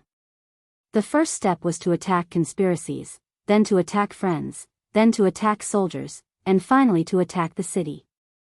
If they could conquer Biyao with the least loss of public opinion, why would Jianghu let the soldiers take the risk and send troops? The weather conditions in Biyao were too bad. Even if the soldiers of Biyao were vulnerable, they had lived here all year round and were far more adaptable to the climate than them. Jianghu was fighting in an away game. Of course, she was at a disadvantage in terms of water and soil. If the soldiers caused a widespread epidemic because of physical discomfort, it would give the enemy a chance to fight back. Not to mention whether the enemy could seize the opportunity, Jianghu should not have made such a fatal mistake. Qiguan Rang said, "My lord and I have the same idea, but," Jianghu asked, "but what?" Qiguan Rang made a gesture of apology. Before Jianghu arrived, he was too ruthless in dealing with the refugees of Biyao. If Biyao used this to bewitch the people and make them want to fight to the death. Even if the possibility was small, it was Qiguan Rang who gave the enemy something to use against him. Jianghu exempted him from apologizing. How can you be blamed for this? You did nothing wrong. If it were me, I wouldn't have done it better than you. Qiguan Rang did not kill all the refugees as soon as he arrived. The refugees who committed the crime for the first time were all given dry food and persuaded. If this was considered ruthless, what else could Jianghu say? She said, "Wenjing, why don't you listen to my plan?" Qiguan Rang listened attentively and said respectfully, "My lord, please speak." Jianghu tapped her finger on the table. "Last night, I sent someone to ask the people of Biyao who fled with Jiqing. Most of them had the impression of war, death, plague, and barrenness about Dongqing and the other 3 countries. They were extremely certain. Ma Xiu was not fooled. He was also one of the few people who believed that the situation in Dongqing was stable, but he was not sure to what extent. Qiguan Rang said, "This is exactly what I want to tell you, my lord." In order to prevent the people from escaping through the border, Biyao not only strictly guards the border and cruelly kills the people who try to escape, but also sends people to fool the people from time to time and publicize some groundless human tragedies, Jianghu sneered. For example, I killed a lot of people, exploited and oppressed the people, and made the land barren and full of bones? Qiguan Rang said helplessly, "The words that they spread are much harsher than the Lord's. They also fabricate more false content." Killing people was still considered polite. Cannibalism, eating children, bathing in women's blood to maintain beauty, kidnapping pregnant women to perform a C-section for fun, and having 3,000 beautiful men and 3,000 beautiful women, with no taboo between men and women, engaging in open-air nude debauchery. All in all, it seemed that his lord wanted a copy of everything that King Zhou, who had been slandered like a dog, had done in the investiture of the gods. Not only did she have to copy, but she also had to come up with new ideas, and new ideas had to be innovated. In short, she had to be as slandered as possible. Qiguan Rang deeply suspected that the people in Biyao who were engaged in the internet water army were fans of the investiture of the gods. While they eagerly followed the story of Wanzhou, they racked their brains to frame their lord, saying that the world was a big melting pot. Only in this way would the people know fear and continue to endure the hellish days on earth. Look, the world outside Biyao was like that. You would regret it if you went there. It was better to stay in Biyao. Although Biyao couldn't let you eat your fill, it could let you drag out an ignoble existence. As one of the targets of slander, Qiguan Rang only wanted to smash the heads of these idiots. How could they slander his lord? When Qiguan Rang first saw this information, he had secretly thought about capturing them in the future and cutting off their dog paws with a knife. That's all they can do. Otherwise, they wouldn't have tormented Biyao like this. Jiang Pengji sneered. They say that I'm muddle-headed, tyrannical, and repulsive, but there are still people who can't bear it and take the risk to flee. It shows how much they've gone overboard. Qiguanrang gently waved his feather fan and smiled. His thoughts were the same as his lord's. Another official asked, "My lord, do you want the people of Biyao to know the real Dongqing?" Jiang Pengji said, "If we don't let them know how good the people of Dongqing are living, how will they know that they've been fooled?" The more the aristocrats of Biyao squeeze the people, the stronger the backlash. But, if the people flee here one after another, should we accept them or not? Whether they accept them or not, it didn't seem right. Jiang Pengji said matter-of-factly, "No. Why should we accept them? Is it fun to move these days? Or is it not troublesome to move across borders? We're not going to guide the people of Biyao to seek refuge in Dongqing, nor are we going to drag their families away from their homeland. We want to let them know that even if Biyao changes its master, they can still live as well as the people of Dongqing. We also want them to know that their lives are even worse than the people who wander from place to place in troubled times. By the way, we should send someone to bribe the general who guards the border. It should work." "The general who guards the border? Bribe that person? That general has a very good reputation among the martial artists. I'm afraid it won't be easy to persuade him." Although bribing the enemy general was normal, it also depended on the situation. If they met a loyal general, bribing him would only bring disgrace upon themselves. If they were unlucky, they might even fall into the enemy's trap. Jiang Pengji sneered. "If he's really capable, how can he not even keep an eye on a group of refugees?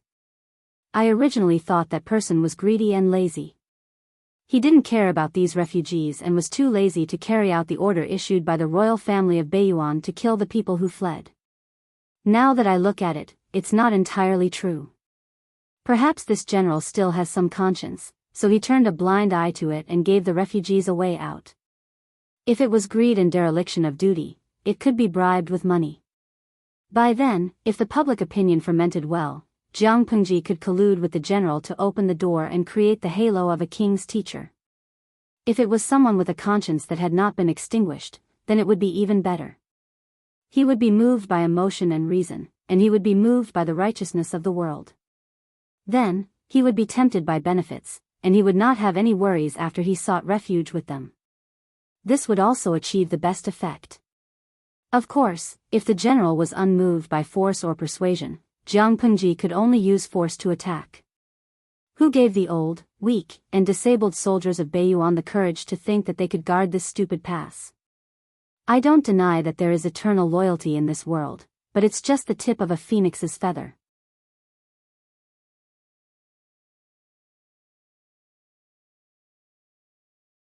Chapter 1821. When the officials retreated, they went about their own business. Qiguanrang waved his feather fan and complained to Jiang Pengji. "My lord, you shouldn't have said such things to them. It will make you seem suspicious and heartless. It will be written about in the history books in the future." For the officials, if the ruler did not trust them from the bottom of his heart, would there be any sense of security? Jiang Pengji smiled and said, "Wenjing, do you think I said something wrong?" Qiguanrang said seriously, "My lord, what you said is reasonable, but there are too many people in the world who like to deceive themselves and refuse to face themselves." Until the critical moment, everyone felt that they were the most loyal and should be rewarded for their loyalty.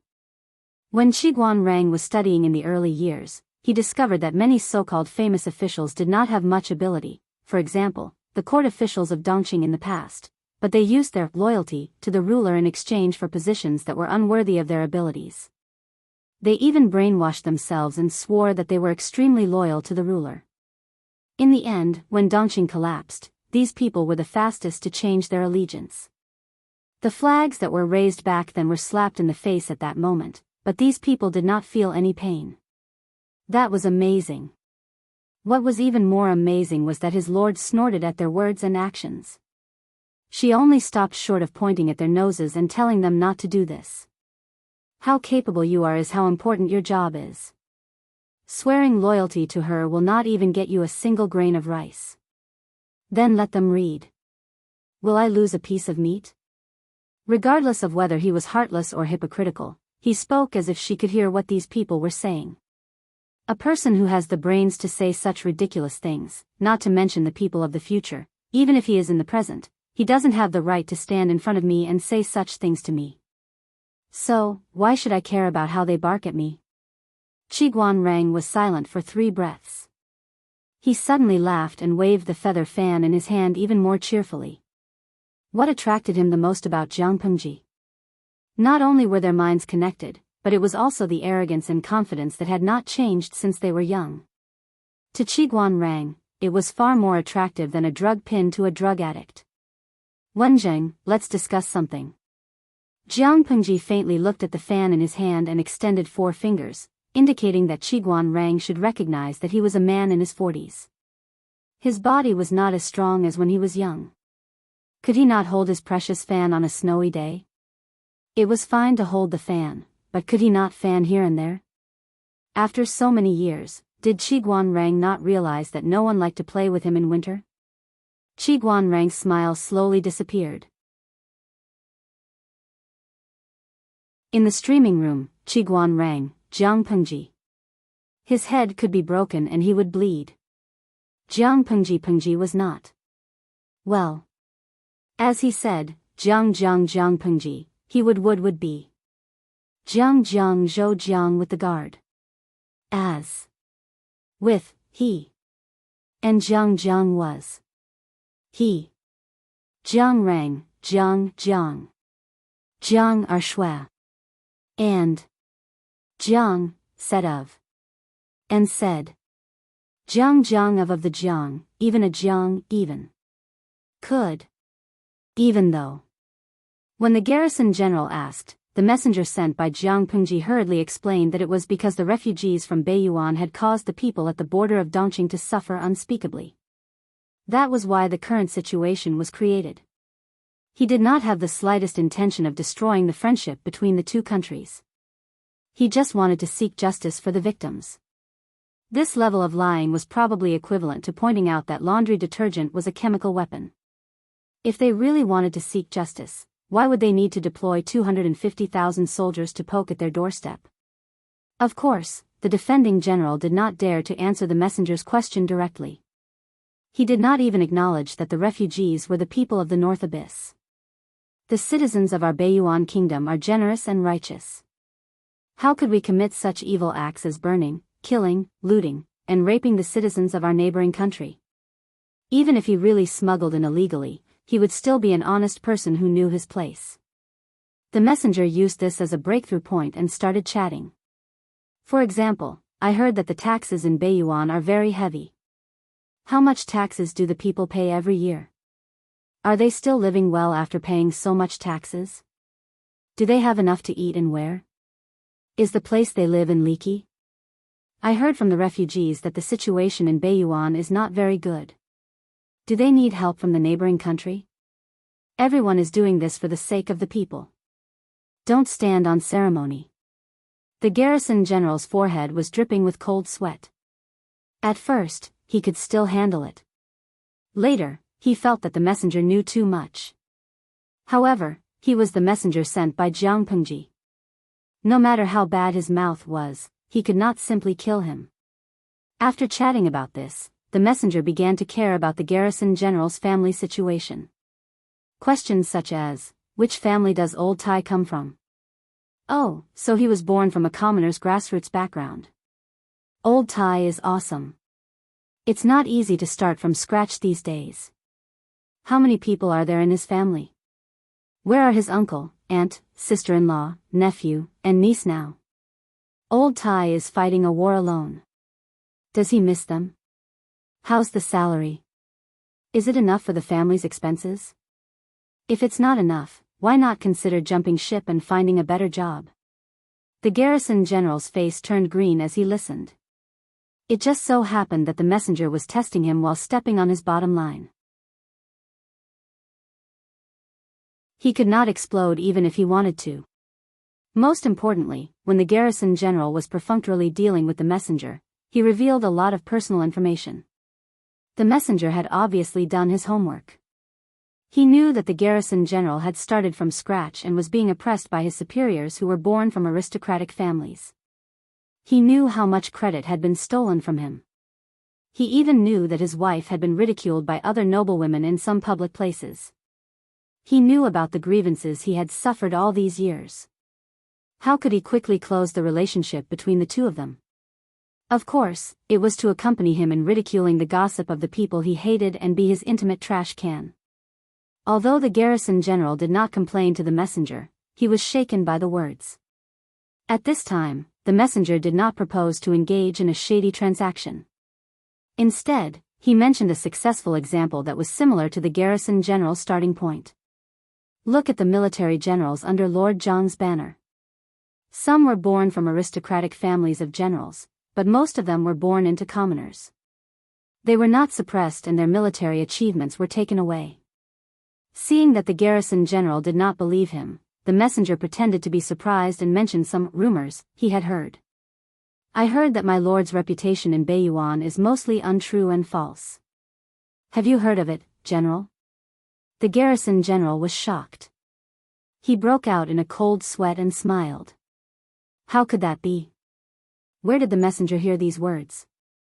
If he directly confirmed the truth of Biyao discrediting Jiang Pengji and admitted that they were the ones who stirred up those messy rumors, Jiang Pengji would directly carry the flag and attack them. What, attacking without a good reason? Fighting to defend one's dignity? That was sufficient reason enough. Looking at the history of the predecessors, there was no lack of humiliating the monarch of a country, which then led to the destruction of the country. Even if the two countries were bound to fight, the garrison general could not let the information be used against them. The garrison general flatly rejected the idea. The messenger sneered again and again. After 3 rounds of wine, the messenger said that he had something to say to the garrison general. He hoped that the garrison general could dismiss his attendance. The garrison general had a guilty conscience. After hesitating for a while, he agreed. The messenger took the opportunity to extend an olive branch and promised many generous conditions. The garrison general absolutely refused.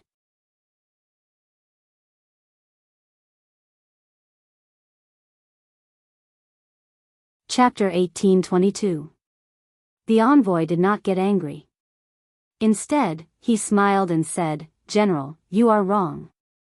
A fine bird chooses a tree to rest in, and a virtuous minister chooses a master to serve. Is the current royal family of Biyao really the legitimate one?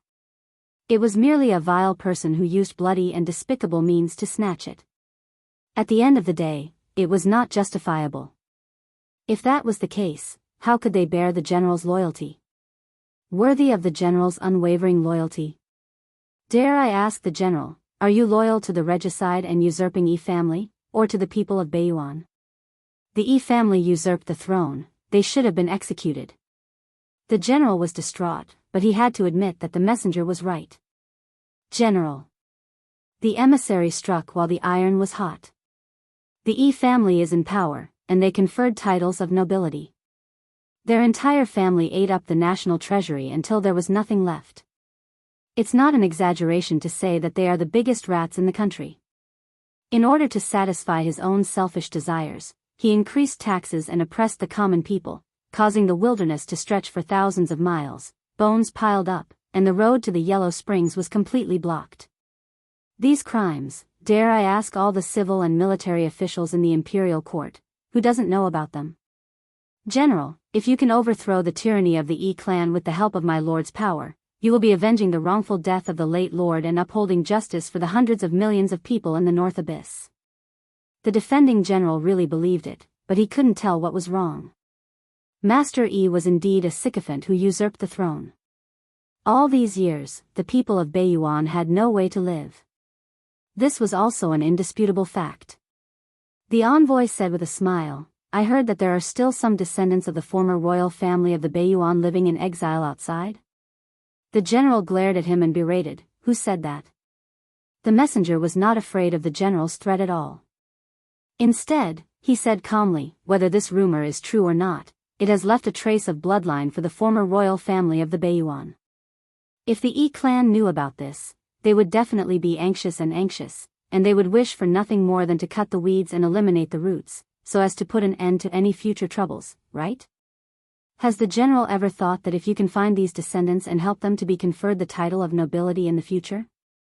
Wouldn't that prove your loyalty? The defending general was a little uncertain. Because of the abnormal customs of the Biyao, it was not a shameful thing for men to leave seeds everywhere and have children.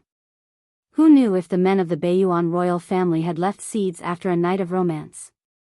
The Yi clan claimed that the entire Biyao royal family had been killed, but was that even possible? Was it impossible for someone to slip through the net? Putting everything else aside, the landowning gentry who had created the world record and had hundreds of daughters and sons was still the subject of much discussion. For the sake of power, the landowning gentry desperately gave birth to children. When their children grew up, they would enter the imperial court and fight for the right to speak. Was the imperial family going to keep themselves clean? Most importantly, the emissary said this in front of him, so it was most likely that the descendant of the royal family was in their hands. The envoy did not look at the military general's changing expression and calmly persuaded, all the civil and military officials in the Biyao imperial court know that Master Yi is a villain who usurped the throne and a sinner who subverted the universe. But why doesn't anyone say anything? Why does everyone pretend to be deaf and mute? Wasn't it because they were afraid of death? Wasn't it because they were vile people who fawned on the rich and powerful? Wasn't it all because they were afraid of getting into trouble and being accused of treason by the Yi clan? However, the general was different. The general was a truly loyal and valiant general. Why would he be afraid of such things? If you take the right path, when the political situation in Biyao is clear and the people live and work in peace, it will be clear who the people should praise and who they should criticize. The general seemed to have been injected with chicken blood by the envoy's words. The latter said, "Who is truly loyal to the emperor and thinks for the sake of the country and the common people?" Does the general know? It's you, the general. Listening to the messenger spout nonsense with a straight face, the balance in the commander's heart tilted towards Jianghu with a thud. After a long time, the general bowed to the envoy and said with a firm gaze, "Please teach me how to eradicate the villains of the Yi clan." The envoy laughed heartily and helped the general, whose eyes were glistening with tears.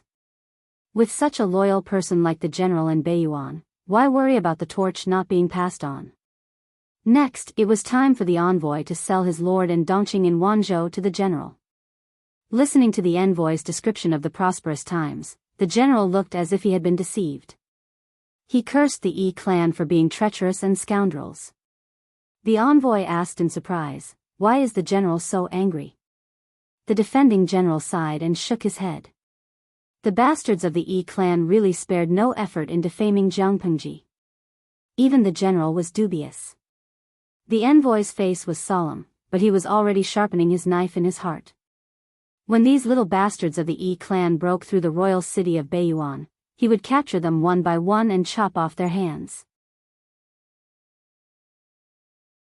The general entertained the envoy well, settled him in the best courtyard, and sent the most beautiful women to sleep with him. The envoy smiled and refused. "I have a fierce wife at home, I dare not enjoy it."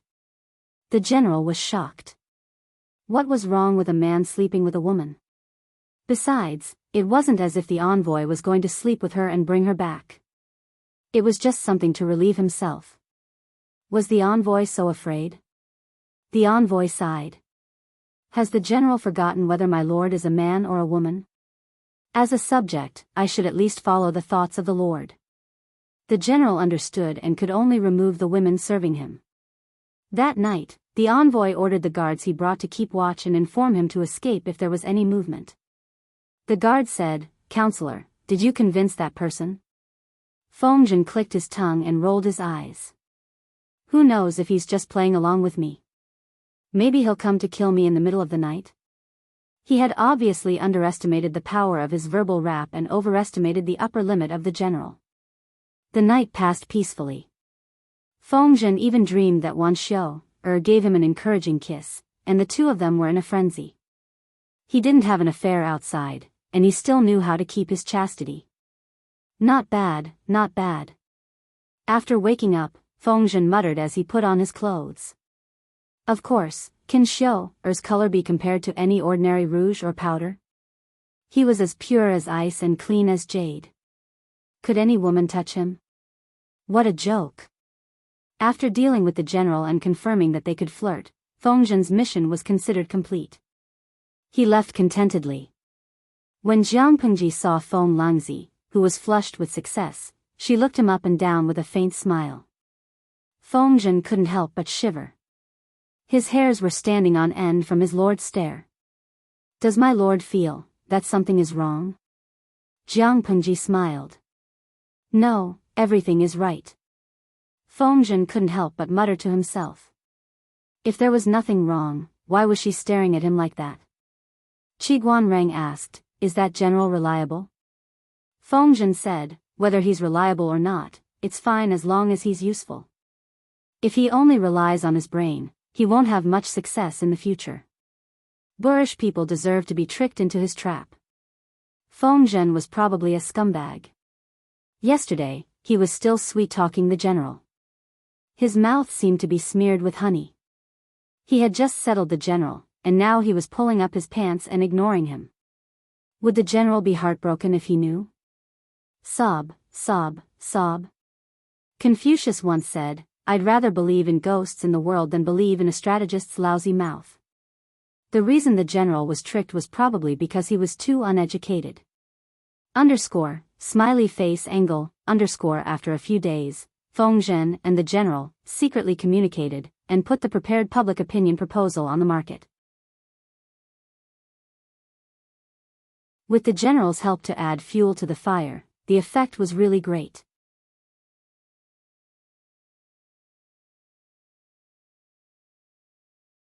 Chapter 1823.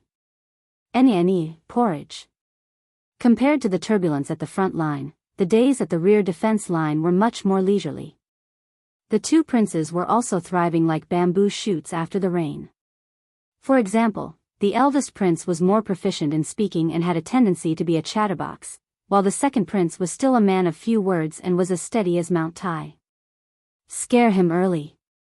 The eldest prince had ideas since he was young, especially after realizing that his status was extraordinary. He did things more and more like a model. The second prince lazily raised his eyelids and turned around to face the eldest prince. She didn't want to mess around with the Jiang family's little brat. This brat was obsessed with appearances, but she wasn't, and she had no interest in Wei Ci. The eldest prince pushed his sister's shoulder and shouted coquettishly, go scare him early. The second prince was speechless. Speaking of which, why did a 1-year-old child know how to act cute? Didn't she know that it was against the rules? The female official on the side smiled and echoed, the eldest prince likes Mr. Wei very much. The eldest prince grinned, revealing a few small white teeth, and said, scare him very well. As someone obsessed with appearances, the eldest prince had never hidden this from a young age. Her closest maids and servants were all good-looking. The female official said, Mr. Wei will come to teach in an hour. Your Highness, you will see him in a little while. The eldest prince didn't quite understand the meaning of the whole sentence, but she could understand the second half, so she obediently sat and waited. The female official saw that the two princes were so cooperative that she wanted to get married and have children. Smiley face angle, the colleague heard her thoughts and couldn't help but roll his eyes to discourage her. How can an ordinary child compare to the two princes?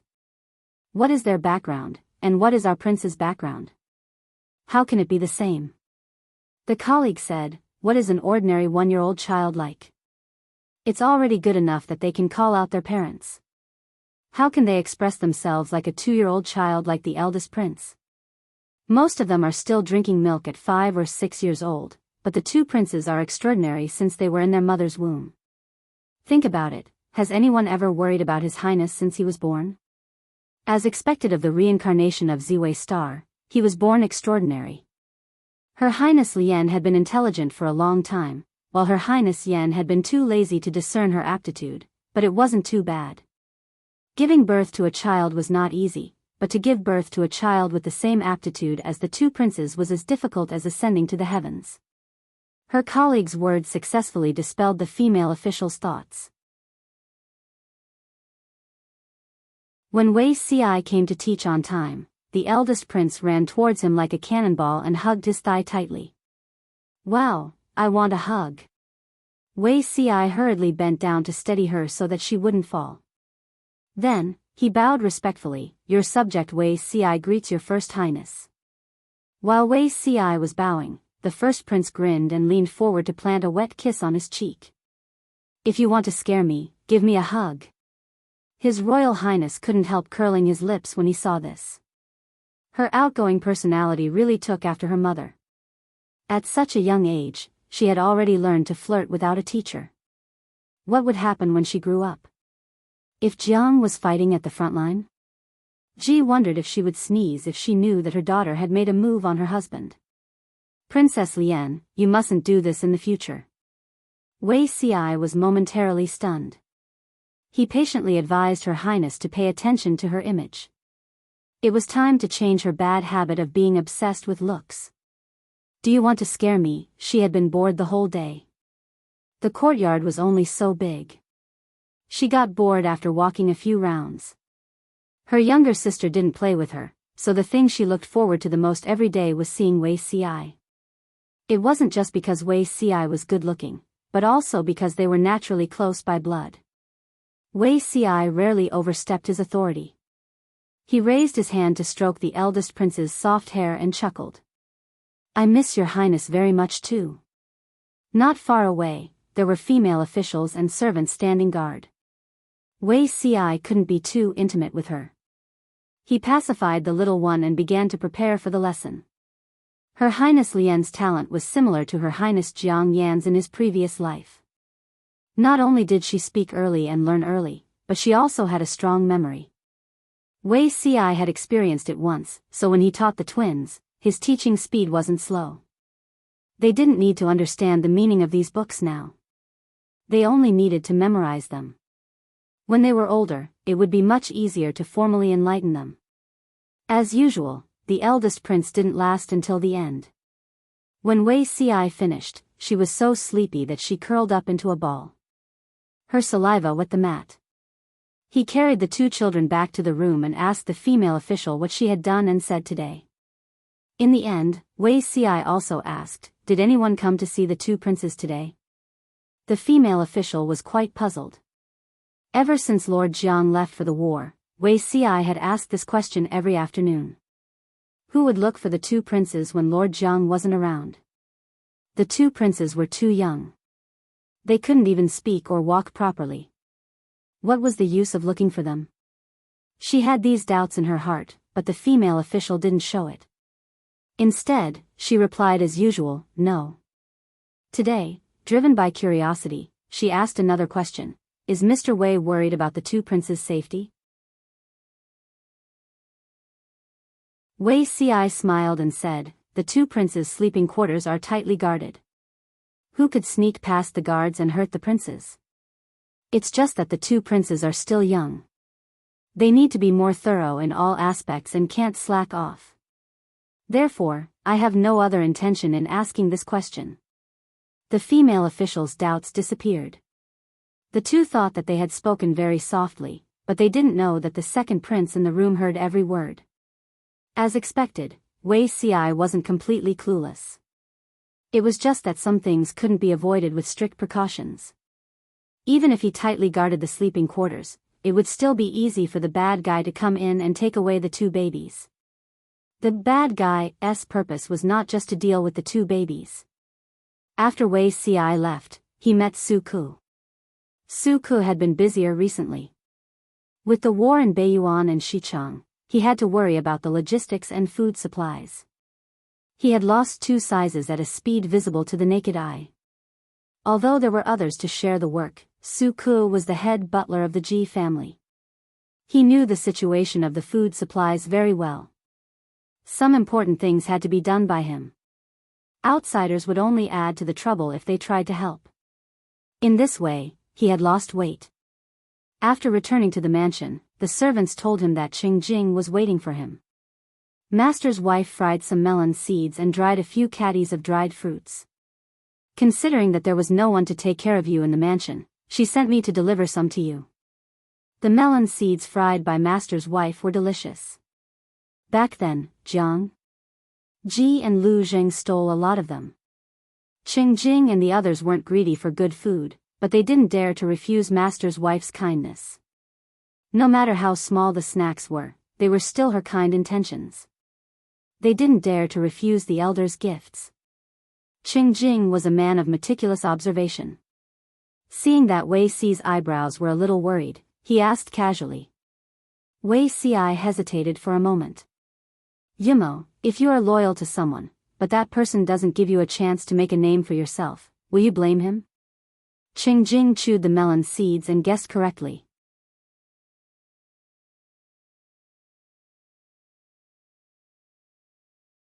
Chapter 1824. Wei Si was stunned when he heard the two words Su Ku from Qingjing's mouth. His expression was one of astonishment. Senior brother, why? Wei Si rarely used the form of address he used when he was younger. Qingjing was older than Wei Si and had taken good care of him when he was studying. Wei Si used to call him senior brother. However, as they grew up, the close relationship between fellow disciples turned into a friendship between gentlemen, and they began to address each other by their proper names. Qingjing asked Wei Si in return, you think it's hard to guess? Or, do you want to know why I guessed that the person you mentioned was Su Ku? Zixiao, don't you think that among all the officials under Lord Zhang's banner, only Su Ku stands out from the rest? He's more special than Qiguan Rang. Wei Si was silent for a while. Senior brother, can you tell me, what's so special about him? Qingjing got up and looked around. After confirming that there were no outsiders, he cautiously sat back down. Among the important officials under Lord Zhang's banner, there are three who have the lowest status, Zixiao. I am not looking down on their backgrounds, but this is an undeniable fact, Yang Si, Qiguan Rang, and Su Ku. Among the three of them, Yang Si can be considered the master's adopted son. His studies and enlightenment were all taken care of by the master, but it is an indisputable fact that his mother came from a prostitute's family. Not to mention Qiguan Rang, he was born from a girl at the border of Dongqing forced by the horse bandits of the northern borderline. He was of mixed blood and was not recognized by the two tribes. His birth was equally disgraceful and had been criticized for many years. What Qingjing said was the truth. It was also what Yang Si and Qiguan Rang hated the most when people mentioned it. The third person, Su Ku. Qingjing paused at the mention of Su Ku. Compared to Yang Si and Qiguan Rang, Su Ku's presence was almost non-existent. He would only occasionally attract the attention of the outside world. Su Ku offended the aristocrats when he was young. Even though he killed them out of filial piety, this cannot hide the fact that he was branded and exiled. Even though he was released from his lowly status by Lord Jiang and returned to a respectable status, the obvious tattoos on his face could not be concealed. Anyone who has seen him would know what kind of background he has. After saying so much, Qingjing was a little thirsty. He poured himself a cup of tea to moisten his throat. In terms of status, the three of them are equally matched. Wei Si said, my lord has never been particular about one's family background, only about one's ability and moral character. Qingjing nodded in agreement. That's right. After so many years of observation, she has indeed implemented this very well. She has never shown any favoritism. But here comes the question. Has Lord Jiang really not been biased in these past few years? Zixiao, ask yourself honestly. If this question was asked to you, you wouldn't be able to answer it either, right? Had Lord Jiang ever shown favoritism? To Su Ku, she's probably the most biased person. Wei Si's face turned cold after hearing this. He pursed his lips and did not answer. Qingjing said, Su Ku, Qiguan Rang, and Yang Si. Other than Yang Si, the other two were acquainted with Lord Jiang when he was young. There was no need to mention Su Ku. Not only was he the first person to meet Jiang Jun, he was also Jiang Jun's study attendant when he was young, a steward who had been entrusted with heavy responsibilities. If Lord Jiang was just an ordinary nobleman, Su Ku wouldn't have mistreated him if he had been her housekeeper and accountant. But Lord Jiang is not an ordinary aristocratic son. She has walked from humble beginnings to where she is today. She is only one step away from ascending the throne, and she will become the future emperor of the world. All these years, Qing Jing had been observing the world from the perspective of a bystander. At the same time, he had also observed Jiang Su, Ji and the other officials. After observing for a while, he found Su Ku to be an anomaly. In terms of friendship, no one could compare to him and Jiang Ji's childhood friendship. In terms of talent, Su Ku could not be compared to Jiang Qinghu. Ji had been taking care of the rear for so many years and had put in a lot of hard work. In terms of reputation, he was at the bottom of the list of important ministers. Ever since Yang Si followed Lord Jiang, he has been participating in every battle and rarely had the chance to oversee the rear. When Lord Jiang had yet to prosper, she had handed over the extremely important Hu County to Yang Si, ordering him to train the troops and take charge of all affairs in Hu County. After that, he gave him the authority to deal with the Su brothers. After that, Yang Si's official career was even smoother, and he had many military achievements. Relying on these military achievements, who would dare to be presumptuous and despise his background in front of Yang Si? Not to mention Qi Guanrang. His glorious battle record is even better than Yang Si's. The battle at Zhongzhou was truly brilliant. Not only did he have meritorious service to back him up, he also had Lord Jiang's complete trust. Now, is there anyone who dares to speak ill of his family background to his face? Qing Jing's words made sense. If one looked carefully, one would find Jiang Su. The Empress Dowager Ji treats her officials who were born poor and commoners really well. It was not that he was biased towards them, nor was it that he could not distinguish right from wrong. Ji Yunshu was the fairest vassal Qing Jing had ever seen, but did this mean that she was not biased? Of course not. She was biased because she would give these people a chance to make contributions and let them speak with facts. As long as they performed meritorious deeds, any reward would not be excessive. With meritorious service and rewards, their status and weight would rise accordingly. In comparison, the officials of landowning households were slightly weaker. Of course, if one didn't look closely, one wouldn't be able to notice it. Even if they found out, Yang Si and the others also spoke with their strength, and did not rely on nepotism to get to the top, so there was nothing to criticize. Whether it was the civil officials or the military generals, almost all of them were like that. Among the generals, Li Fu Wang, Dian Yan, Jiang Nongqin, Meng Hun. These people did not come from noble families, but they had many opportunities to lead troops and lead battles. They were strong themselves, so it was not difficult for them to accumulate military merits. Of course, this also had to do with Jiang Su. It was because there were too few generals in Ji Ye's tent. Even if he absorbed Yang Tao's former subordinates in the later stages of the game, there weren't many battles left. He still couldn't surpass these few in terms of reputation. Everyone was like that, except for Su Ku. It would be hard for Qing Jing not to notice him since he was so conspicuous. Su Ku and Mr. Jiang have known each other since they were young. Not only do they have a master-servant relationship, but they also share a youthful friendship. Logically speaking, Su Ku should have won the emperor's favor the most.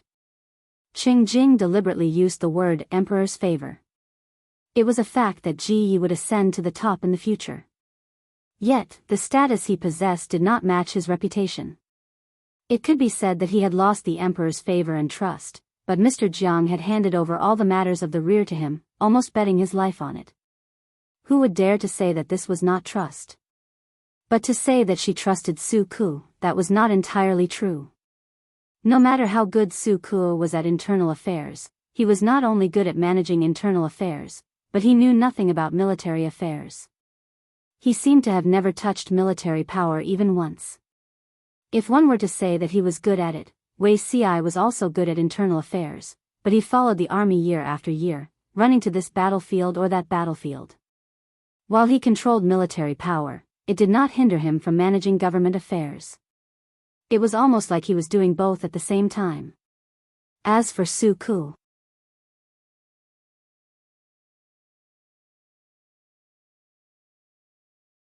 Chapter 1825. Qing Jing was sometimes confused. He didn't know what Jiang Pengji was thinking. Su Ku didn't lack status or merit. He only lacked a reputation that could intimidate others. Just like what Wei Xi asked earlier, Su Ku had always been loyal to Jiang Pengji, but she didn't let him go to the front line to make a name for himself. Would he be resentful? If it were Qing Jing, he would be resentful. However, I don't think Su Ku resents this. So, the relationship between Jiang Pengji and Su Ku was very mysterious. As an outsider, Qing Jing couldn't comment. Wei Xi hesitated and couldn't help but whisper. But I think that with Su Ku's temperament, he won't be content with the rear. Even if he doesn't resent me, he should be dissatisfied. This is human nature. The experience in his previous life also proved this point. Su Ku was determined to repay his former lord for her kindness. No matter how well Her Majesty treated him later, Su Ku still secretly plotted a rebellion. He trapped Her Majesty in the steep mountains and forced her into a desperate situation. Even when the generals reacted and went to rescue her, they all thought that Her Majesty was dead because Su Ku had been lurking for too long. Of course, the ending was that Her Majesty killed all the troops in ambush and sat silently on a mountain of corpses and a sea of blood. She killed Su Ku with her own hands and chopped off his head. Why did Su Ku not forget his former lord and even give up a bright future? It was because his former lord appeared and trained him vigorously. She even gave Su Ku an important task that allowed him to walk out of the abyss. Su Ku valued his reputation very much. This point hadn't changed in his previous life. Wei Xi didn't suspect him at first. After all, Su Ku had been taking care of the rear all these years and worked hard for his lord. Who would suspect him? It wasn't until his lord's words before he left that Wei Xi realized that things might be more serious than he thought. He couldn't help but overturn all his previous guesses and put everyone on the list of suspects. On this basis, he asked himself a question: if these people wanted to rebel, who was the most likely to control the overall situation without causing chaos? It couldn't be Qiguan Rang, Yang Si, Feng Zhen, Han Yu, Fu Wang, Li Yun, or Jiang Nongqin. These were all important ministers of the Lord. They had outstanding performances in certain aspects, but none of them could do this. Only Su Ku. Only Su Ku had this ability. He seemed inconspicuous, but he controlled all the lifelines. Even if the Lord suddenly died, as long as Su Ku did not fall, the foundation of the entire organization would not collapse. Whoever he supported would be able to stabilize the situation. From this angle, Su Ku was the most suspicious. But Wei Xi could not think of any solid evidence that could prove that Su Ku was a suspect. He had no reason to betray them. If it was because he didn't have the opportunity to make a name for himself and make a name for himself in front of others, he could just mention it to his lord. Would the Lord be stingy with these few opportunities? Would she disregard the wishes of her subjects and forcefully imprison them in a domain so that they would not be able to develop? How could this be? Back then, Han Yu was Su Pei's #1 strategist. He was good at dispatching troops to war, but he was more suitable for legislation and writing books. When the Lord supported him to develop in this direction, she also carefully sought Han Yu's opinion. Only then did Han Yu gradually reduce his activity at the front lines. But if he really wanted to go to the front lines, the Lord would not refute his request. Even Han Yu was like this, let alone Su Ku. Wei Xi was very conflicted. Jiang Pengji was in danger at the moment. He could not suppress his worry, but he had to control his bad habit of suspecting everyone. The more he couldn't suppress his suspicion, the more suspicious he was, and the more paranoid he became. Qing Jing saw that Wei Xi's eyebrows were full of worry and asked, "You suddenly mentioned this. Is there something wrong with Su Ku?" Wei Xi smiled bitterly and said, "Maybe I'm being paranoid." There were contradictions and things wrong with Su Ku, but it was not enough to prove that he had betrayed them. If Su Ku found out that she made wild guesses without any evidence, the relationship between them would completely collapse, and they would never see each other again. Qing Jing said, "It's not necessarily being paranoid." Wei Ci? He said meaningfully, "Lord Jiang seems to be on guard against Su Ku."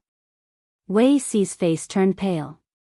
Qing Jing said, "I've said before that Lord Jiang is the most perceptive. How could she not find out what Su Ku is missing? Based on her temperament, how could she tolerate her subordinates suffering such grievances? She has considered everyone, so there's no reason for her to skip Su Ku, who she should not have neglected." Wei Ci's heart skipped a beat, and his hands on his knees trembled slightly. Qing Jing shook his head and said, "But as you said, there's no evidence. No matter how we speculate, it seems like we're being paranoid." The real solution to his doubts would have to wait until the moment when the mystery was revealed. "Zixiao, is something big going to happen recently?" Wei Ci raised his head and met his senior's eyes.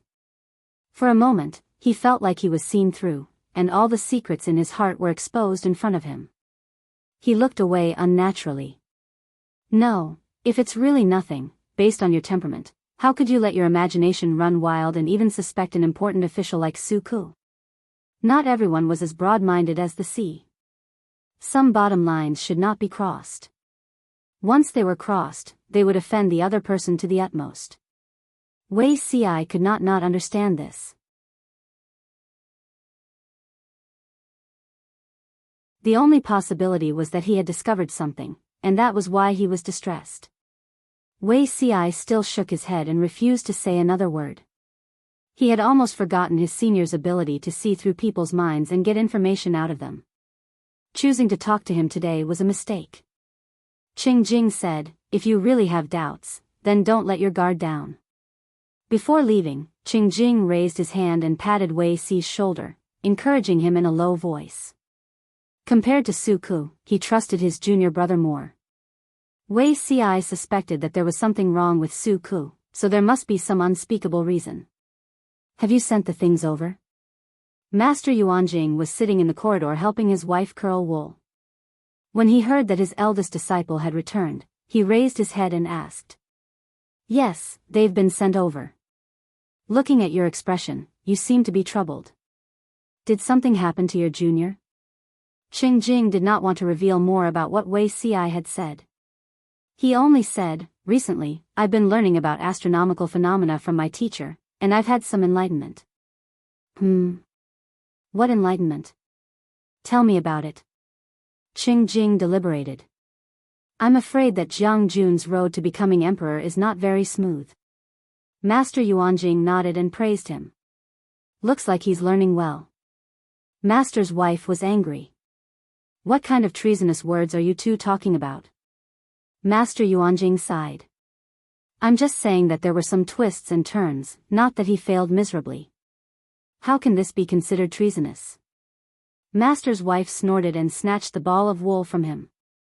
She got up and went to the kitchen to see how the meal was being prepared, leaving them some space.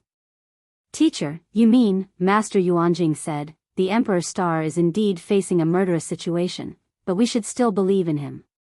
He's the child of destiny after all." Qing Jing said, "If that's the case, why didn't you warn Jiang Jun to make early preparations?" Master Yuanjing curled his lips. The murderous situation was also set by Jiang Jun to wait for the tigers and wolves to enter. Why would I warn him? Qing Jing was speechless. "I suddenly regret supporting you two brothers to enter officialdom. Having a ruler like this, life will not be easy if you have the slightest bit of disloyalty. It was not good to be too shrewd. Who knew when one would be tricked?"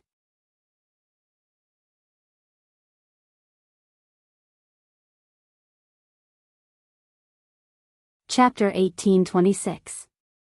Qing Jing smiled and said, "Our juniors are all proud and arrogant.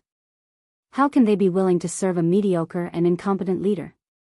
Whether it was Wei Ci, Yang Si, Han Yu, Lu Zheng, or the other juniors who became officials one after another but were not well known, who didn't have the ambition to help the right path and make a name for themselves. Their reasons for becoming an official were different. Some wanted to bring honor to their ancestors, some wanted to leave a good name for generations to come, some wanted to cleanse the turbid world, and some simply wanted to practice their own morals. In the end, they all wanted to achieve the same goal. They wanted to realize their ideals, and needed a wise ruler with unparalleled talent. A mediocre ruler could not suppress these people. What Master Yuanjing said about the underwear was true. However, one was willing to be beaten, and one was willing to be beaten. Everyone was willing to be beaten. It would be a tragedy and misfortune if they entrusted their talents to a mediocre or even muddle-headed leader. Master Yuanjing muttered, "That's what you say, but Lord Jiang is different." Qingjing asked, "What's different?" Master Yuanjing smiled and said, "Everything is different." Qingjing complained in frustration, "Teacher, you're playing this kind of riddle with your student again." Master Yuanjing laughed. As his smile deepened, his smile lines became more prominent. He looked more and more like a sly old fox. "I made a prediction a while ago. Guess what I predicted?" Master Yuanjing pretended to make a prediction and tried to arouse his disciple's curiosity. However, his disciple had grown up and was not as gullible as when he was young. Master Yuanjing could only reveal the riddle. "In a few months at most, it will be a great opportunity for you to become an official. How about it? Are you happy? Disciple, are you ready?" Qingjing's face darkened slightly.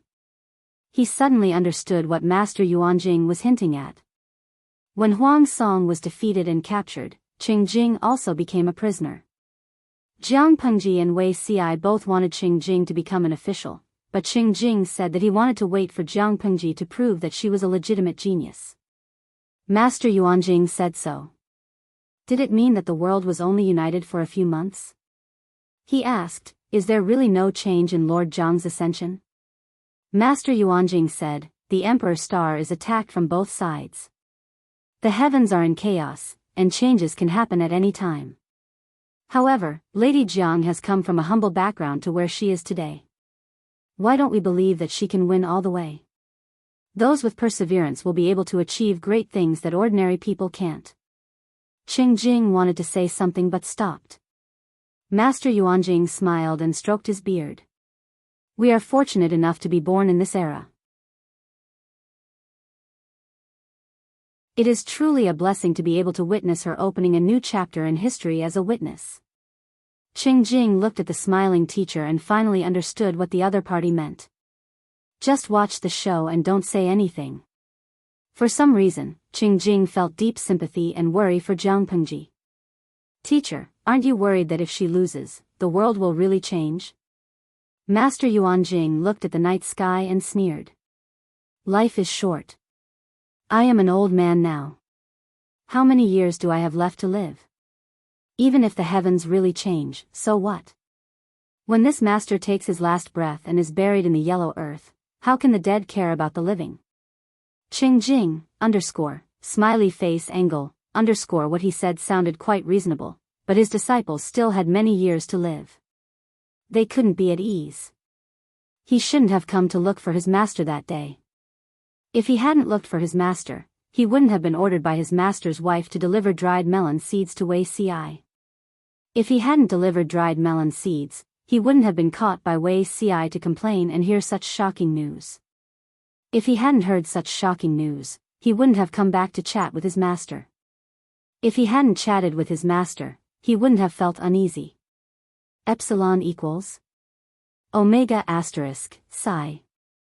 Master Yuanjing also sighed like his students and said with emotion, "Let's just watch the deities fight." Maybe one day when they woke up, the deities would have finished fighting. Master Yuanjing knew some inside information, but it was limited to some. Other than being a spectator, he could do nothing else. In this regard, his attitude was the same as Lu Shi's. Even the words they spoke were the same.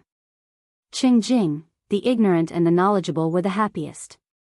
The former didn't know anything and naturally didn't need to worry. The latter knew everything and didn't need to worry. The most pitiful was the one who didn't know anything. For example, he felt as if there were feathers tickling his heart. However, Master Yuanjing wasn't willing to reveal more. Qingjing could only sigh and be a spectator. As the saying goes, when deities fight, no one knows when it will start and when it will end. Smiley face angle, then the question was, what was the point of letting him spy on the inside information? Other than pointless worry, was there any other practical use? The only use was probably to delay half a chapter so that the author with terminal laziness could laze around for another day. Nene. Half a month later, the great Princess Jiang Lian walked more steadily. Not only could she jog 2 or 3 steps without falling, but she could also jump twice on the spot. That day, she was covered in dust from rolling outside. When she was tired, she was ready to harass her sister. As soon as she entered the house, she found that there was a white and chubby little thing next to her sister. The other party was clinging to her sister.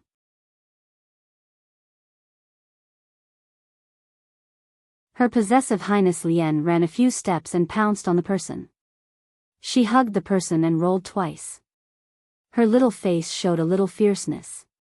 The fierce-looking Highness Lian made a threatening gesture with her teeth. Her chubby finger pointed at the second prince and shouted, "My nene." The little thing was dizzy from rolling. It was also pressed down by the sturdy first prince. It immediately cried out in grievance. The maid was already frightened by the first prince's action, but she didn't dare to go forward and pull the angry Highness Lian away. For a moment, the hall was filled with the loud cry of a child. Teardrops fell down one by one. Her Highness Lian still refused to soften her attitude. She clenched her fist and waved it in front of the other party. It was very threatening. Your Highness, this is the second son of the Feng family. You can't hurt him." The maids were so scared that they knelt down. The maid plucked up the courage to go forward and beg for mercy.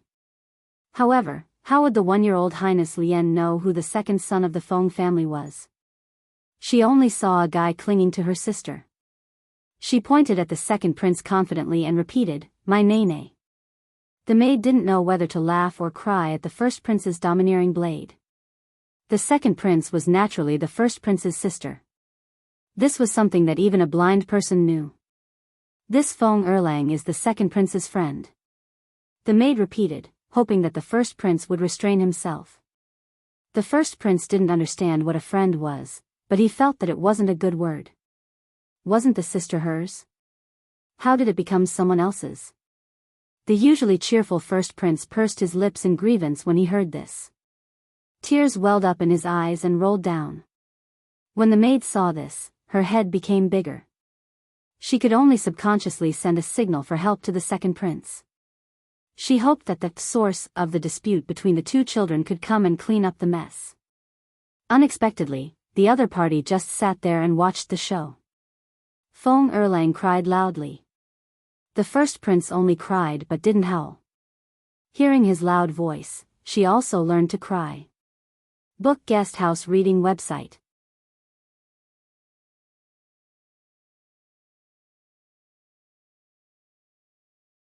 Chapter 1827. For a moment, the two children's high and low cries came out of the hall, alarming Wei Ci who came to teach. What happened?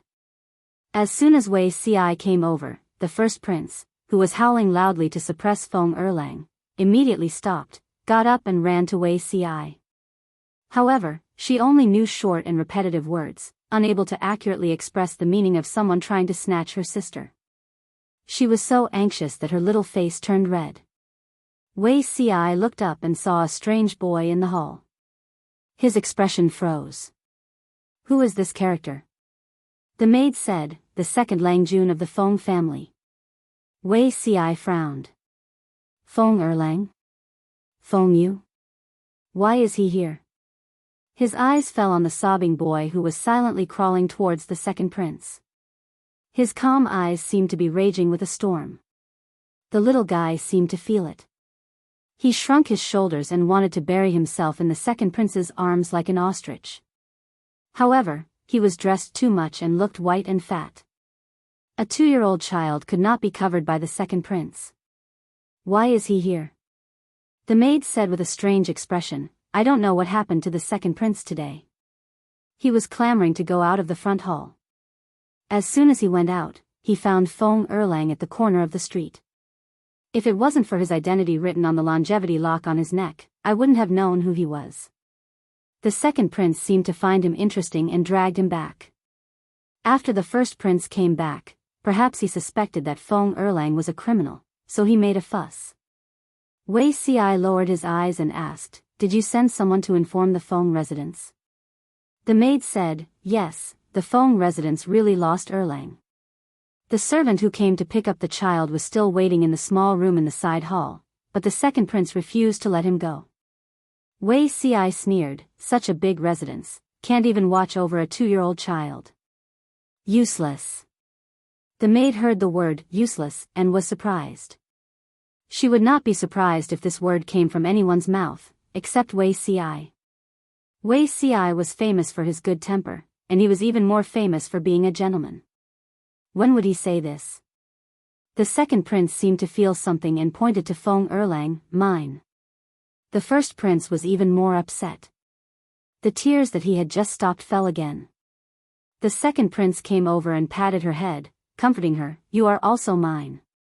The first prince's tears were like a faucet that stopped. She hugged the second prince and bared her teeth at Feng Erlang, who was curled up in a ball. She raised her chin slightly, as if showing off. "Look, this is her younger sister." Wei Ci's head hurt when he saw this, and the veins on his forehead bulged. His second daughter had a problem, and Fengzhen's second son wasn't easy to deal with. Fengzhen's mansion was 4 streets away from here. How did a 2-year-old child manage to get there? By rolling?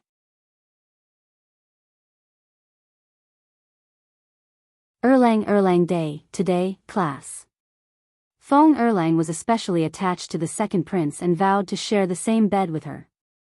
The prince also saw the second and wanted to occupy the seat. She was naturally domineering and directly hugged the second prince.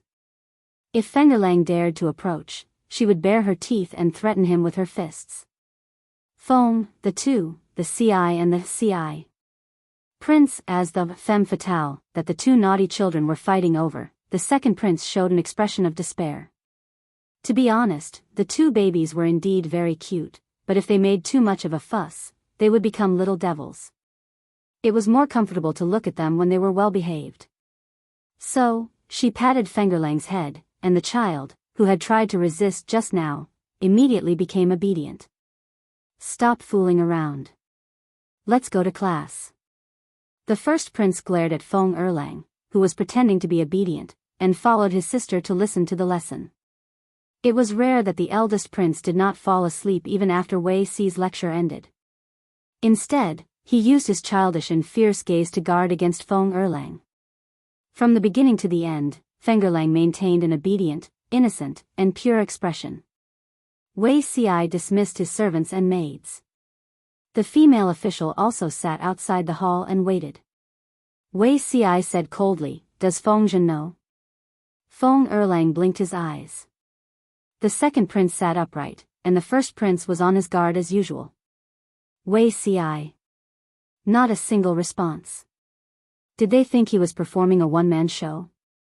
After a long while, the second prince finally moved his butt and changed into a more comfortable sitting position.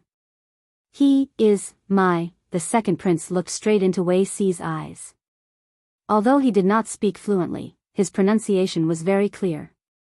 Wei Ci clenched the book in his hand. The second prince swallowed his saliva. He would salivate if he said a long sentence, so he had to stop and suck in his saliva halfway through to avoid embarrassment. "Child.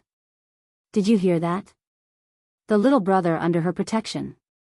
Feng Erlang, who was pretending to be innocent and well-behaved, straightened his chest.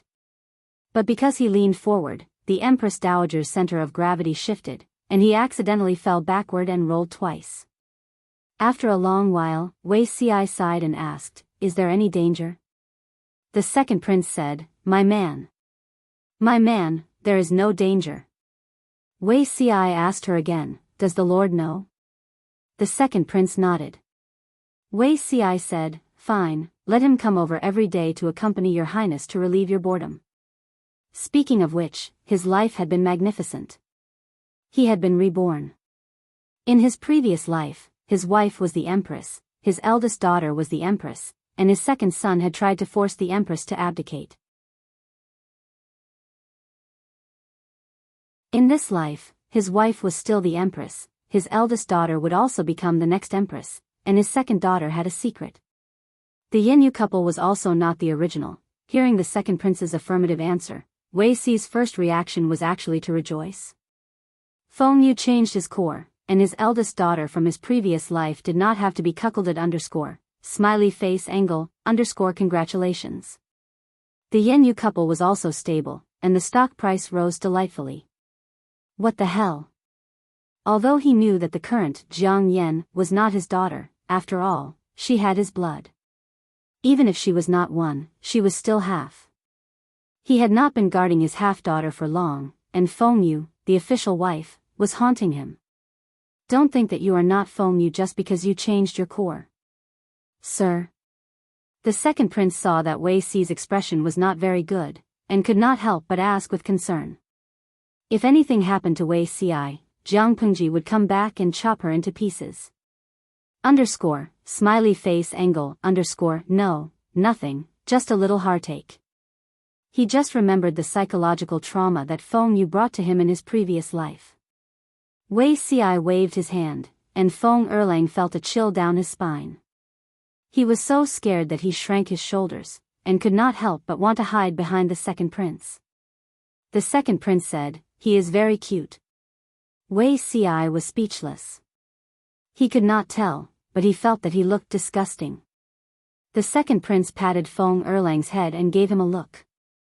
Feng Erlang could only walk to Wei Si's side, shrunk his head, and did not speak.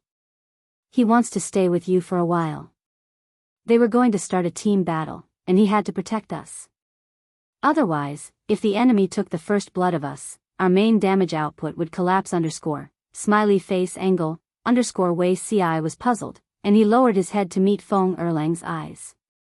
Feng Erlang was very timid, but he still bravely nodded. What's going on? Wei Si asked. The second prince touched the first prince's head. The soft hair felt so good. It's about to start. The second prince said meaningfully, he can protect you. Wei Si was speechless. He suddenly reached out his hand, and Feng Erlang was grabbed by the back of his collar. Feng Erlang, who was staring innocently, was speechless. Wei Si held the cute dumpling, and he doubted that he had heard wrong. Him? Protect me? Daily Doubting Life JPG. Wei Si had wasted all kinds of conspiracy theories and analysis testimonies for the past few days, but the result was such a funny beginning. Genius. 1 second to remember this website address. Mobile version, you're tuning into the Biyao's Wuxia Chronicles YouTube channel. Don't forget to subscribe and join us on this journey to catch the most captivating stories.